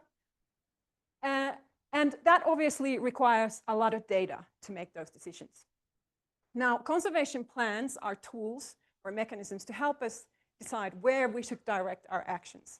And there's many different ways that we can build conservation plans. We can put a lot of data layers together, look at hotspots, or next one, please. Perhaps the more sort of sophisticated ways nowadays are to use these spatial prioritization tools that can actually optimize your actions across hundreds or thousands or even tens of thousands of species maps to figure out where you should carry out your actions so that you maximize your benefits to biodiversity. Next slide. Now, as I mentioned, the role of these conservation plans is to really help us to make more informed decisions and also to reach our goals more cost efficiently. And they need a lot of spatial data. Beyond anything, they need biodiversity data because that's what we're interested in protecting. But they also usually use data about things like cost. How much does it actually cost to carry out these actions? Where are the threats that we're trying to tackle with these actions? What's the current ecological condition from which we're starting to restore these sites, et cetera, et cetera. And as is the topic of the conference, we have lots of obviously data gaps. And often we have to rely on estimates or proxies and quite typically used, for example, modeled data. And from this follows that all of these plans are, to some degree, uncertain. There's some uncertainties because there's uncertainties in the input data. And that uncertainty can be quite challenging to wrap our head around, especially if we are working with large data sets where the data is coming from different sources and figuring out what does that uncertainty actually means. And next slide. What I come across a lot in my work is that, next, when people realize that some data layer in this analysis on this plan is uncertain or there's some errors in it, they immediately start to think that the entire plan is actually uncertain. But that's, honestly, it's actually not the correct way of thinking about it. Next slide. From this value of information theory, we know that uncertainty is actually only relevant if solving that uncertainty changes the decision that we're trying to make. So if we put this phrase into spatial conservation planning context, what it could be meaning is that any uncertainty in a spatial input data that informs the plans is actually only relevant if it changes the plan itself. And if we approach the question of uncertainty from this perspective, it actually allows us to then start to think about, okay, which of these data uncertainties are more important than others? One way that we can really analyze this, because we don't necessarily know how much uncertainty the data layer has, is to just simply look, well, how much does the data layer, if we vary it a little bit, how much does it then change the plan? Next slide. So the question that we've been sort of trying to answer in a lot of our research in previous years is to really get a handle of what data changes alter our plans the most. And I'm going to be presenting you 3 different cases. They don't give you the full answer, but sort of to invite you to start to think about this question. Next slide. So my first case or argument is to actually say that biodiversity data may not be our biggest concern. Now, I say that realizing that we are in the biodiversity data conference, but bear with me. So this is some work we did a couple of years ago. We looked at a bunch of these spatial conservation plans that have been produced, and we looked how much data is actually going into these plans. And what we see is that we use a lot of data about biodiversity. A lot of these plans include hundreds or even thousands of data layers describing different species. At the same time, we only use a handful of data layers to describe things like costs or threats. And in most cases, in fact, we only use just a single data layer. Now then, when we start to put together, well, how do we actually use this when we are creating these priority maps or whatever? Next slide, or next thing, is that when we just talk about biodiversity of a site, we often just simply take all the biodiversity values in that site and we sum them, right? That's the most common way of understanding the value of a site. Now, if we have 6,000 layers and one of those layers has uncertainty, this sum is not going to change a lot if we solve that uncertainty. However, if we use condition or next cost, we actually often use them to either multiply or divide that entire sum. Now, if this condition or cost is represented just a single layer, it starts to become very evident that that single layer is going to be actually introducing much more uncertainty into our final value than any one of those biodiversity data layers. Next. And just to sort of illustrate this, this is from some work we did on Christmas Island, where we produced a plan for the managers to understand where are priorities to do further conservation, shown by the blue sites, and where are the least important sites, shown by black. And when we were building this map, we actually had a lot of iterations where we did modifications to the data. So we changed some of the maps, the ways that we modeled them. We added new species to the analysis. We actually even removed some of the species after some negotiations with the local managers. And these box plots here are just effectively showing you how much the spatial configuration of those top priorities and bottom priorities changed as we made these modifications to the biodiversity data. But then one of the last changes we did was that we added one layer representing condition. Next. And just including that condition alone had much bigger impact on the final plan than adding whole new species into the plan.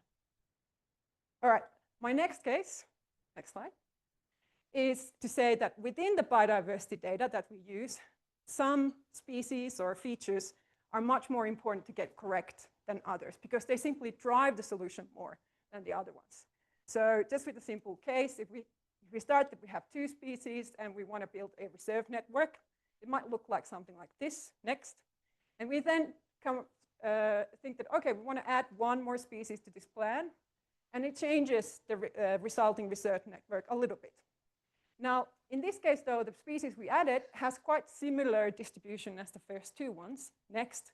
Had we added a species with very dissimilar distribution, the impact on our plan, if we're still keeping the area that we want to protect constant, would have been much bigger.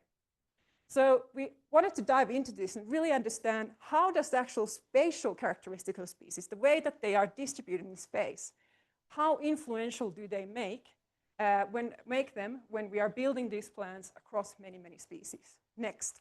And there's a bit of animations here, but work with me. Okay. So we looked into this case, you can press one more time, where we created a plan, and then we added one more species to that plan.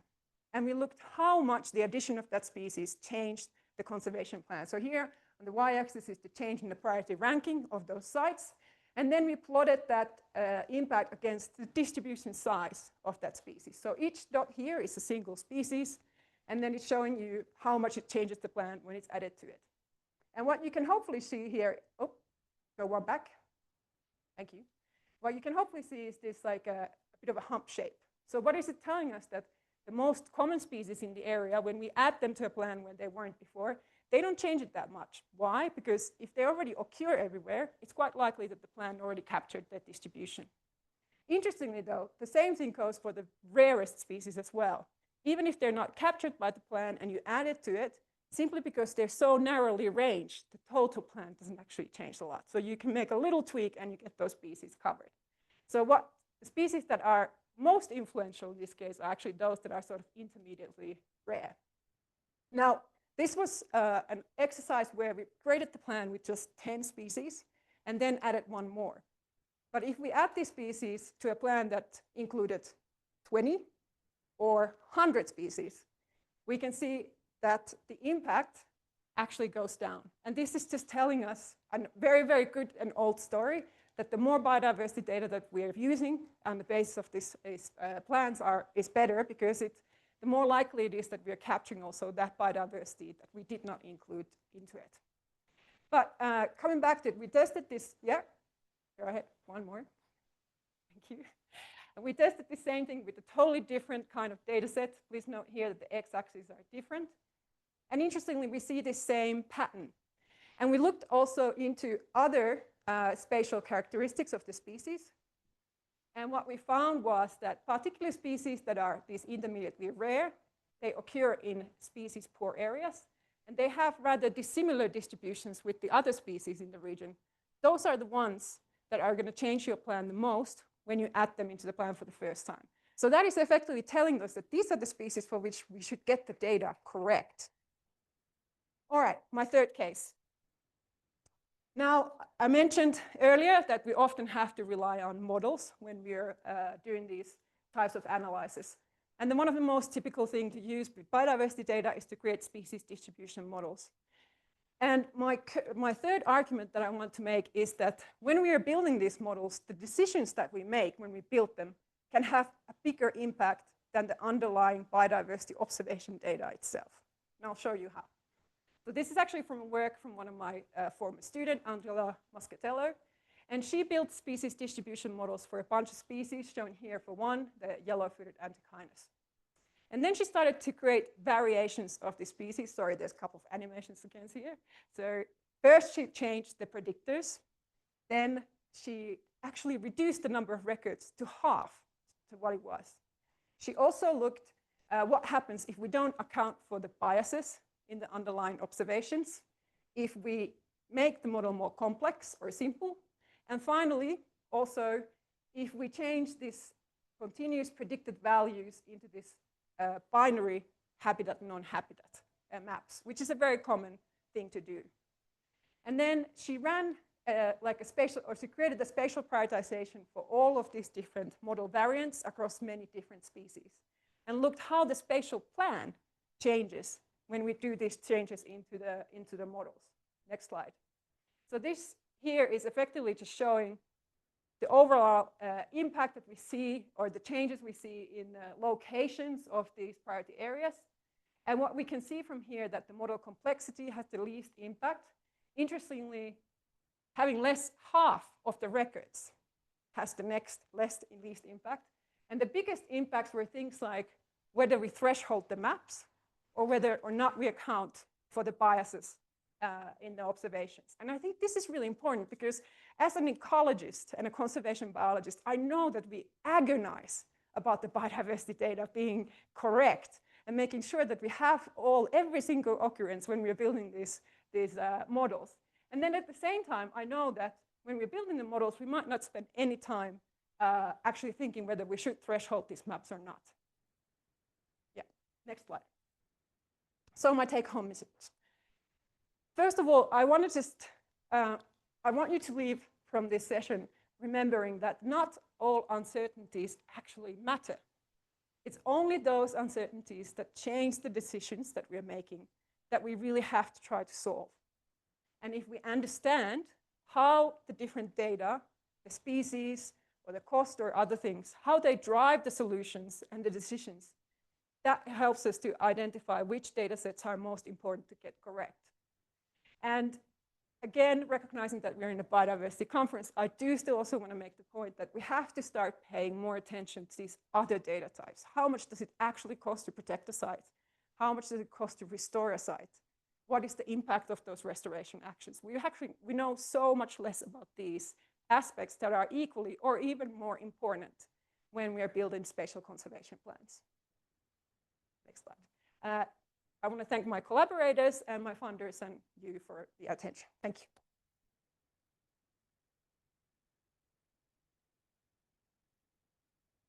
Thank you very much. Time for one quick question. Wonderful.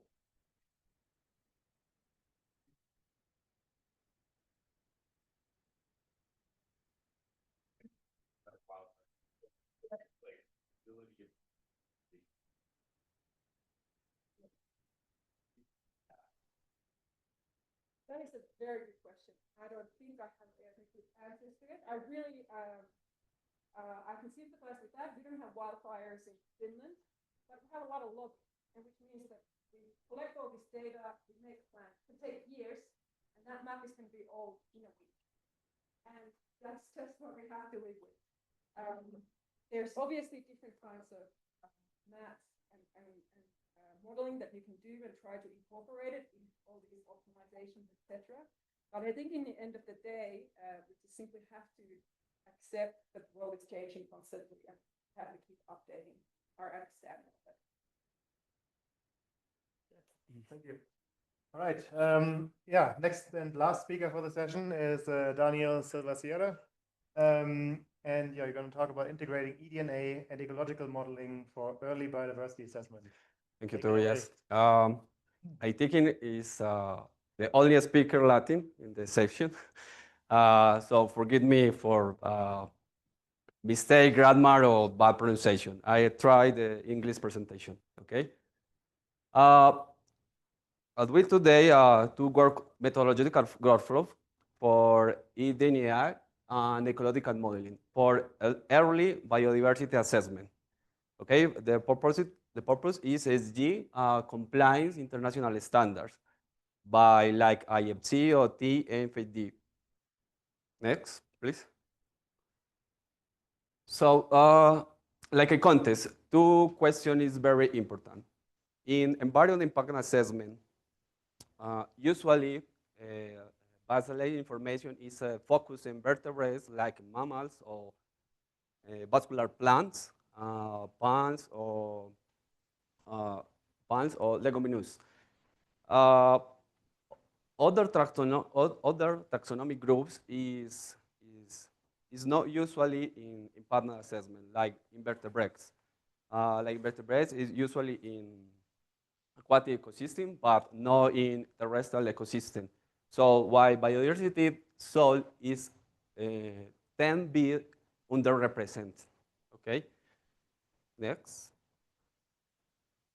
Yes, please. The second question is level detection for environmental DNA for tropical countries.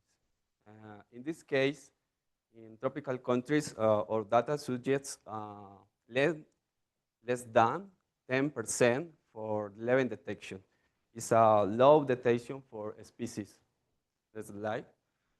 So, a way to include biodiversity solved in environment impact assessment and align with international standards like IFC and complete assessment using secondary information like the GBIT. This is all identification for threatened species, endemic species, for example, for insects or annelids or beetles.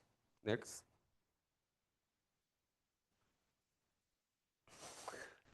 Please.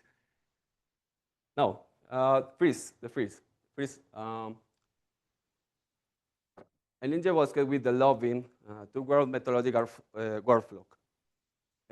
We integrate 4 steps. The first step is biodiversity screen, align PSCs for IFC.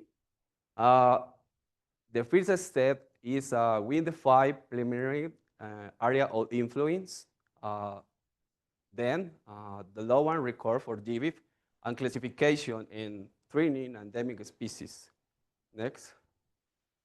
In the first step, I prioritize species for the biodiversity soils. The second step is eDNA data with sampling and collection.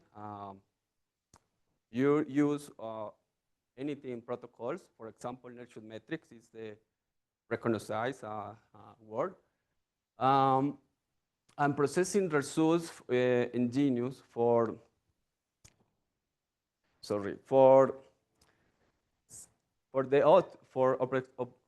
we obtain operational taxonomics.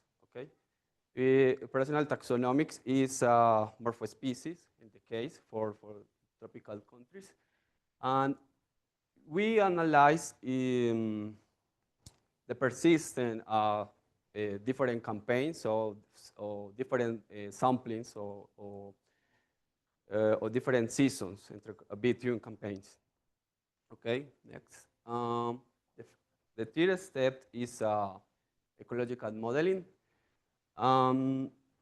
In this space, we environmental layers. We use word clean and salt grids. Salt grids is provide 7 to 8 variables for different depths. And we use niche overlap for shoulders the ends. The threshold is 17%. Okay, for comparing priority biodiversity screen and OTO's priority is niche overlap for considering is the same OTOs or same morphospecies or species. Next. For compliance, for the species is not possible modeling is stay with leash for monitoring, reporting, and verification. The maps is using for applying hierarchy,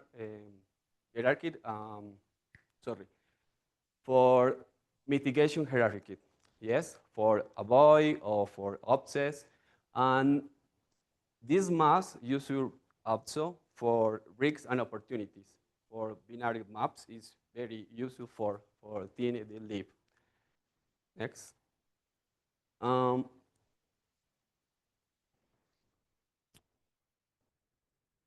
This case study is in Orinica region. It's a forestry project.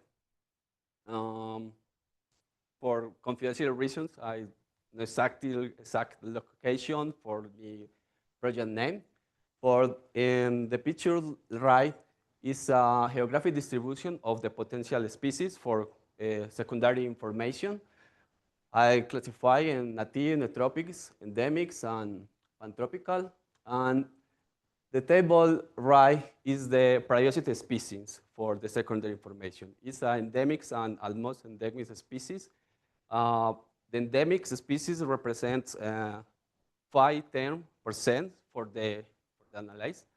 And non-arthropod species is possible for critical habitat, but under criterion 2 for the PSC's IC. Data we obtained for 2 campaigns, wet and dry season. For wet season, we obtained 3,003 species, including 2 Coleoptera, 2 Pseudoscorpions.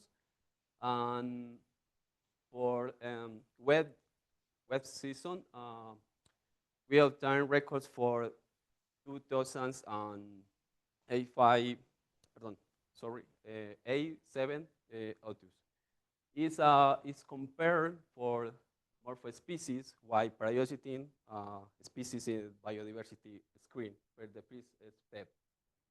So for comparing if auto is foul campaigns, we analyze similarity genetic.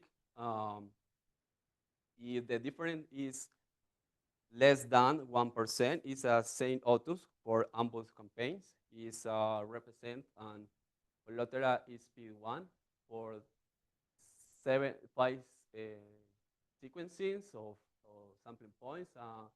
The Scorpion is SP2 for 3 records. Next. So the third step is ecological modeling. It's 11 species priority for first and second step. The variables is working, temperature, precipitation, and salt grids. Some species is not possible modeling because have alone 1 or 2 records is impossible for modeling. The majority of the species is maize, meth, 5 says records, is the modeling for information. So Jack test will apply for each species. Okay, for different species, the salt grease is not possible, is not alone salt grease variables. So we define 4 sets for variables.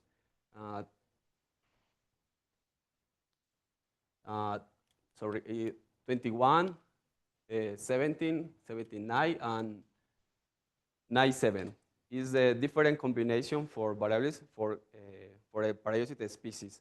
And Coleoptera species is the 97.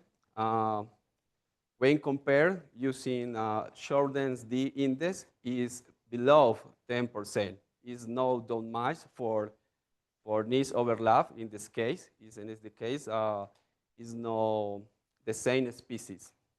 So even so, the sustainability must is provide information the risk opportunities for DNA diff. Is two here examples for Elegos similis and Stola fraticulata, and both beetles. And figure out is the low occurrence for aerial or influence is low risk, but Stola fraticulata is some areas is a high probability of occurrence. So is we can apply hierarchical mitigation for Stola fraticulata, restrict the areas for operation of the project, and critical allowance screen is very important for this species or other species. Next. Defines when this word general mass for applying risks and opportunities. Shown as did is help us for comparing pricing the species OTOs. The taxonomic gap DNA is a break, is a gap, is complementing con secondary information, as tropical content is lobsing and complies application, CPS. A key limitation is the number of samples for modeling. Thank you.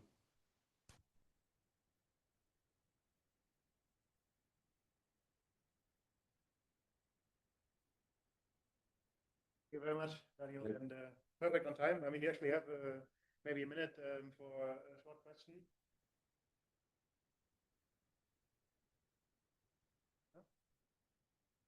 Well, then there are no burning questions right now. There will maybe be some during the panel discussion. So can I invite all the speakers up to the front? I will get one more chair. So one of you has to stand.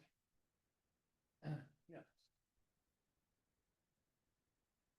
Oh.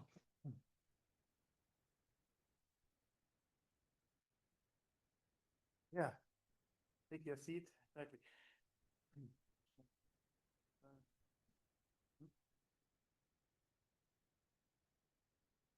Great. Yeah, thanks very much. So we've heard sort of quite a variety of talks actually in this session, from agricultural diversity to eDNA and the whole pipeline to decision makers. So to kind of try to find a bit of a common theme, we thought one maybe starting question would be to how can we get data products communicated to practitioners, right? I mean, you talked, for example, about ideas like we need to quantify sort of crop diversity or talk about crop biocredits. Similarly, with the pipeline you just showed, there is sort of this end product of bringing this into decision making. And also you talked about sort of how the limitations of data affect the outcome. So in general, how can we bridge this gap from the science that we're doing to bring these data products to decision makers? Any thoughts on this? Well, okay. Well, I wonder if we can, because I think the work we do here with the science through implementing the action decisions, we just simply don't have kind of capacity to onboard everything that we're doing. So I mean, this might sound a bit controversial, but I would actually argue that it is our job to make sure that we have the best available data available for them, and we have enough general instruction how to use these tools, how to use these plans to make decision making. But I think we have to also be realistic that they have other more important to worry about than whether this one data set is up there. I'd say the good thing about farming and agriculture data is I think it's much easier to see the economic benefits. So I think people, if you're a farmer, which in Ethiopia 95% of people are, they're much more enthusiastic about talking to you about their crops than they are about some butterfly products. So we're off to a good start. The other thing I would say, our approach generally is trying new things that help people do their job. So we try to understand what it is that trying to work with trying to do, particularly what an individual has been told by his boss is going to do, and then we try and make it easy for them to do it by providing them data and material. So we can sort of credit for that. But if we can find exactly what the thing is they want to do, we can try and improve the quality of it with data and help them. They look good, we look good, everyone's happy. So right. That's the So that's kind of going directly to the landowners or to the sort of land stewards, and then starting there, I guess in your approach that's possible. But then when it comes to biodiversity conservation, is that also a possibility, or do we need to target more the administrative world? No, yeah, really great point. Like trying to package these things to really address their needs, and I think this is quite challenging.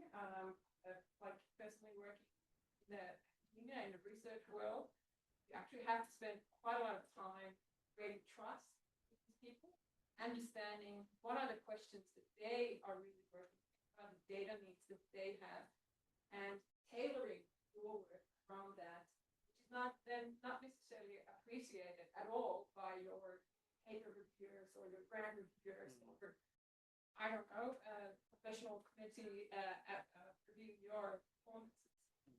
But I think that is really, like, want to get these stuff on the ground, we have to sort of have a way that they're adopted for.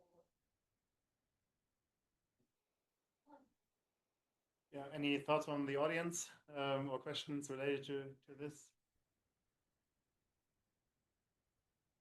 So we talked a bit about uncertainty here and in the previous session, and I like this notion of there's some kind of filtering out what doesn't really matter, but to some extent there will still be things that will matter that might change the answer. And it feels like people have a really hard time, like how do we translate that for decision makers, because there's like a statistical notion of uncertainty, we can quantify things, but then that might not be very easy to communicate. So do you have any thoughts on how we can sort of translate that remaining uncertainty for decision makers? Yeah, I mean, look, it's a hard task because it's a lot about building trust, and I have been in situations, not once or twice, where I've seen the trust evaporating. Some of the stakeholders, they suddenly realize that the map is not matching something that they think should be there. And it can be really hard. I mean, in some ways, as scientists, we keep saying to the decision makers that you have to also keep in mind that there's uncertainty. We can't know everything for certain. They come to us and say that I don't really care about the uncertainty. Just tell me what I need to do and where I should put this stuff. Right. So yeah, again, I'm just saying a lot of things, but I don't really think the answers yet. Any other thoughts on the panel?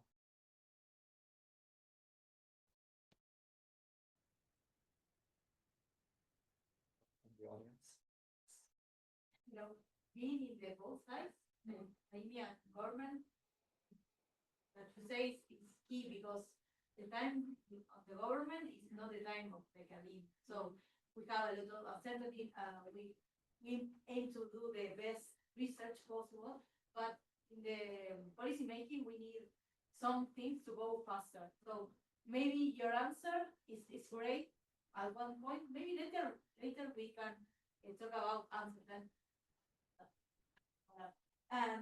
But the communication about have this information and it's enough for the policy, but not enough researchers is already como una tranca. Maybe we have to deal with that. And I mean, to some degree, I think in the previous session, there was a lot of discussion about data uncertainty, like, is this map correct or is that map correct, depending on where your data is coming from. To some degree, I mean, I could even argue that the situation we are at is so dire that it doesn't matter. Like, you could just get them to act something. Yeah, probably be in a better situation. And keep on, debating when the issue are there. Just a thought project that we're currently working on in Ireland, trying to use current data habitat to identify the county biodiversity areas, so areas outside of protected areas that also need to be preserved in local development plans and policies. There is vision for that. So while we need to be able to focus people into an area, we can't say kilometre or 10 kilometres, that's too big. Nobody can preserve that area. So we want us to focus on all our records that we're in each square. So what we're doing is we're showing candidate sites of the data we have that's pointing towards this area, maybe that's where we're cutting out. But then the idea is each local authority round truth that. So we direct them to an area, look at the maps, we're piloting with them, so they see that, oh, well, that's different. The idea is then government's going to provide funding that they can go and look at their first 10 priority areas. I think somebody said in the talk earlier, go look at those ones first, see observe those. Then there's some science behind directing them to it. Nothing as sophisticated as yours, it's just basically trying to pull out data over there. But then it's ground truthing, doing full habitat survey in there, basic truth. And maybe to add to that, I think this also links back to the issue you raised about credibility, right? Oh no, who raised it? Somebody. That we also want, I mean, when people start questioning things because there was one wrong input data layer, they will question it even more if they see we do a sort of an inventory to check the results, and it actually turns out that the whole result of the spatial product is not great in this area. So that would even erode the trust more than just sort of this data aspect. So I think there's also a bit of a danger if we don't communicate uncertainty. Then people will take our word for it, and then later will say, oh, you were actually wrong here. But if we can say already, well, we had an uncertainty map, just nobody paid attention to it, it would cover our bases a bit more as what we know we can say. So there is maybe, yeah. Sometimes it's using tools that transparently show how you came up with those areas. So looking at this model whereby we are given the inputs, those are changed. Transparent process where at each stage you've got changes as you go through it. So you'll be challenged by local officials because they might be able to show how we got to that both candidate sites. Then the council, local authority will go out, biodiversity officers and each authority will go out and commission surveys. Then that part of it.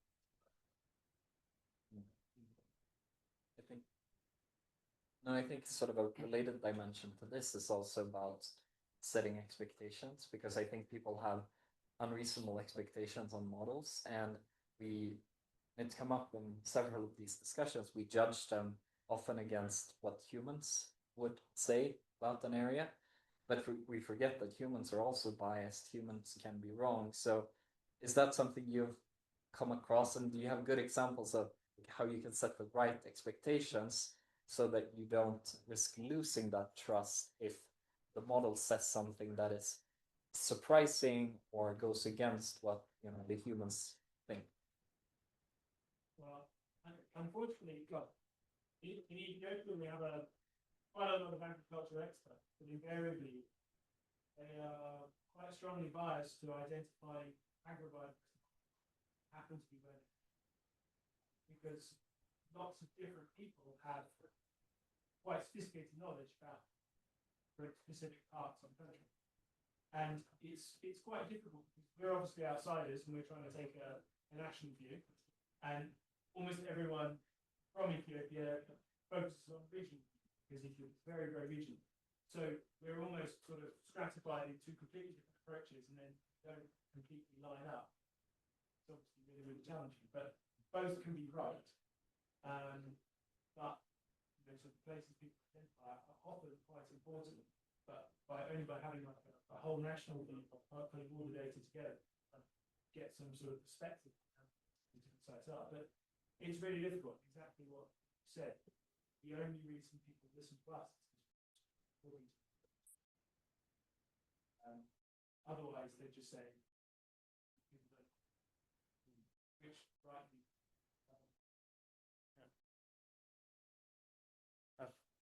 Just to add, I also experienced similar stuff working with the forestry industry or the forestry conservation community as well. That there's so much domain expertise that actually then when you come as a researcher who does modeling, you kind of need to first really like get sort of familiar with this whole domain that you're modeling before anybody trusts that you're doing a decent job, at least when it comes to really applied issues like farming or forestry. Yep. Any more thoughts from the audience? Questions? Otherwise, we also, Colleen, you mentioned the point of the temporal aspects, right? I mean, that we often use temporally flat variables in our models, so that we need to account also a bit more for the history and therefore being able to also have an idea of how things will develop in the future. So what is your, just by looking at existing data products and what influences decision making, what is your take on that? Like, is this causing a general issue in decision making right now, or do you think this would just add another layer to it if we added temporally explicit information into our models? I mean, I think it would definitely add.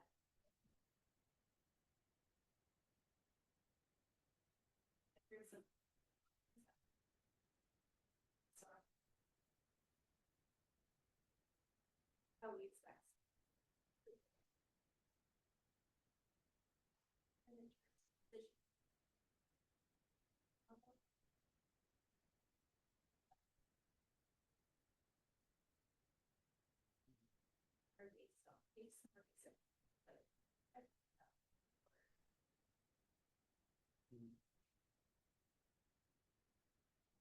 And do you think this can be implemented on a broad scale? Because let's say some of the examples you also showed, they are very convincing as case examples, but then it's often about species where we collect a lot of data on this one species to model its population history.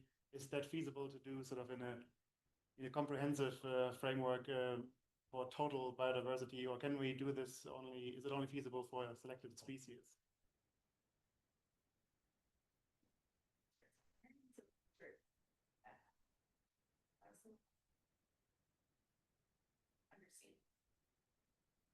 We can start there and then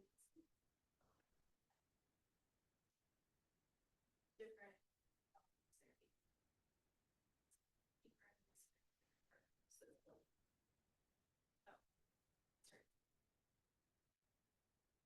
but I mean, in terms of including more information, there are products that are already out there.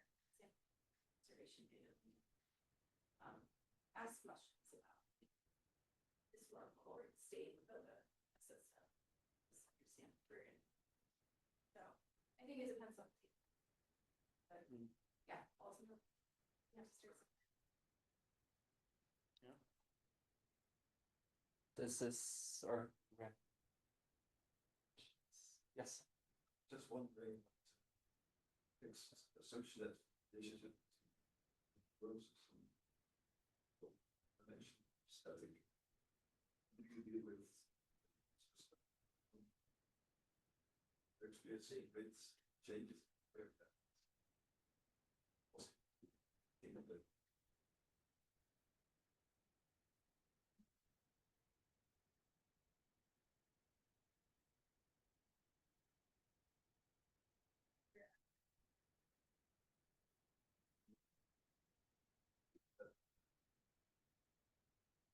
This.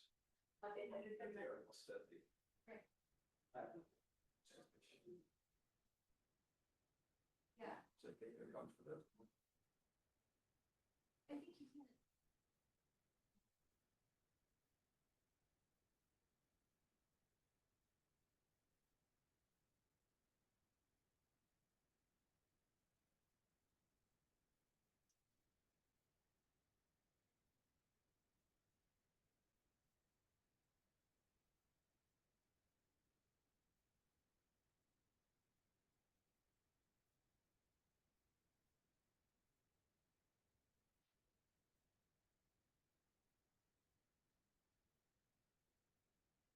Climate change has already kind of happened.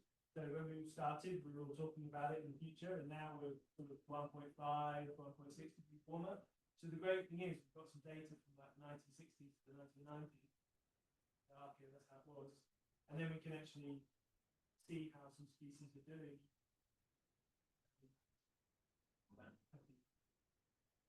We live at a great time for modern.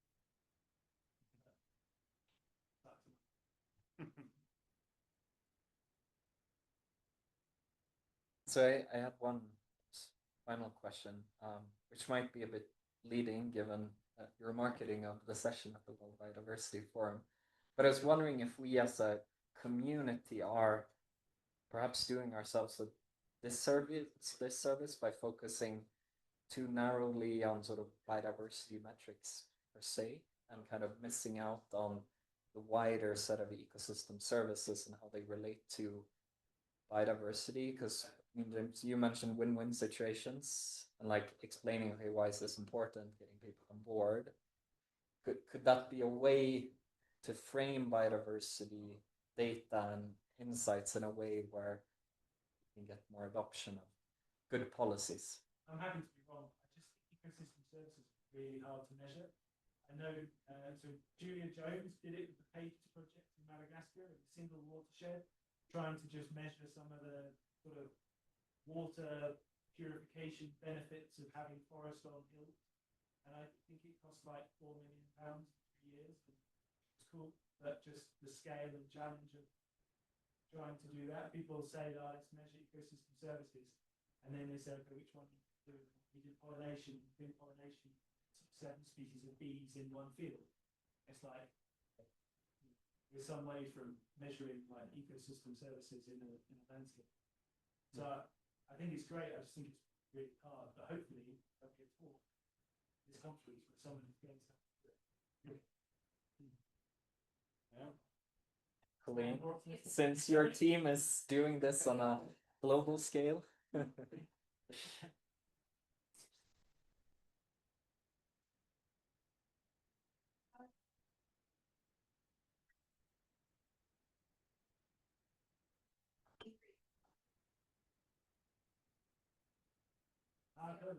Yeah, but yeah, I think it's part into your question. I think we don't really have that explicit by different entities. As far as also be this broader about what is the right place this was best. So this is all happening at the same time that people are trying to funnel ecosystem services at a watershed level or globally, as some teams are trying to do. And so I think we're kind of at the space where we're trying to improve them. So people are coming together en masse to do it. And there are service model services like that are more explicitly tied, but I see that not all are those, especially having data.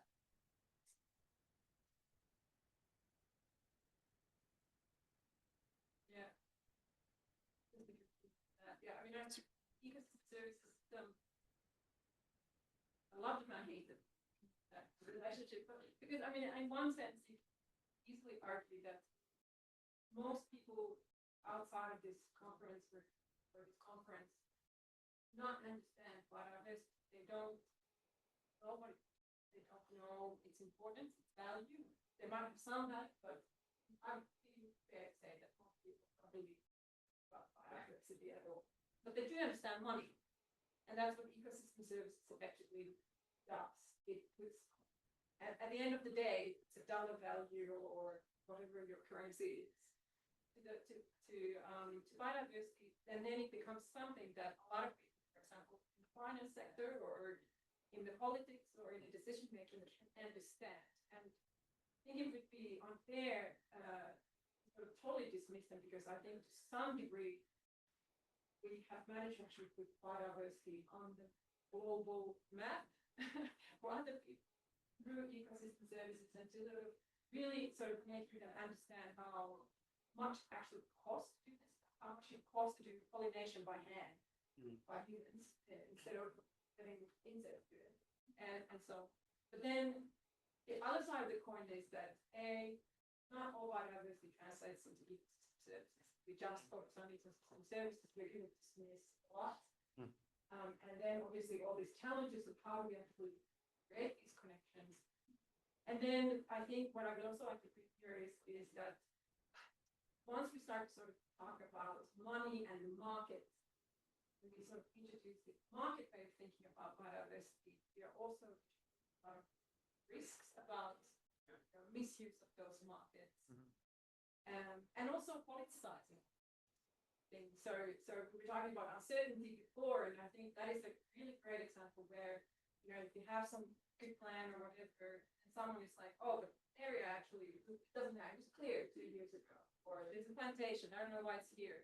You can use it, you can politicize that, and I don't know if you have examples in Sweden, but I didn't have examples where, for example, these forest conservation plans have been totally politicized because they don't want to follow them because there's other economic.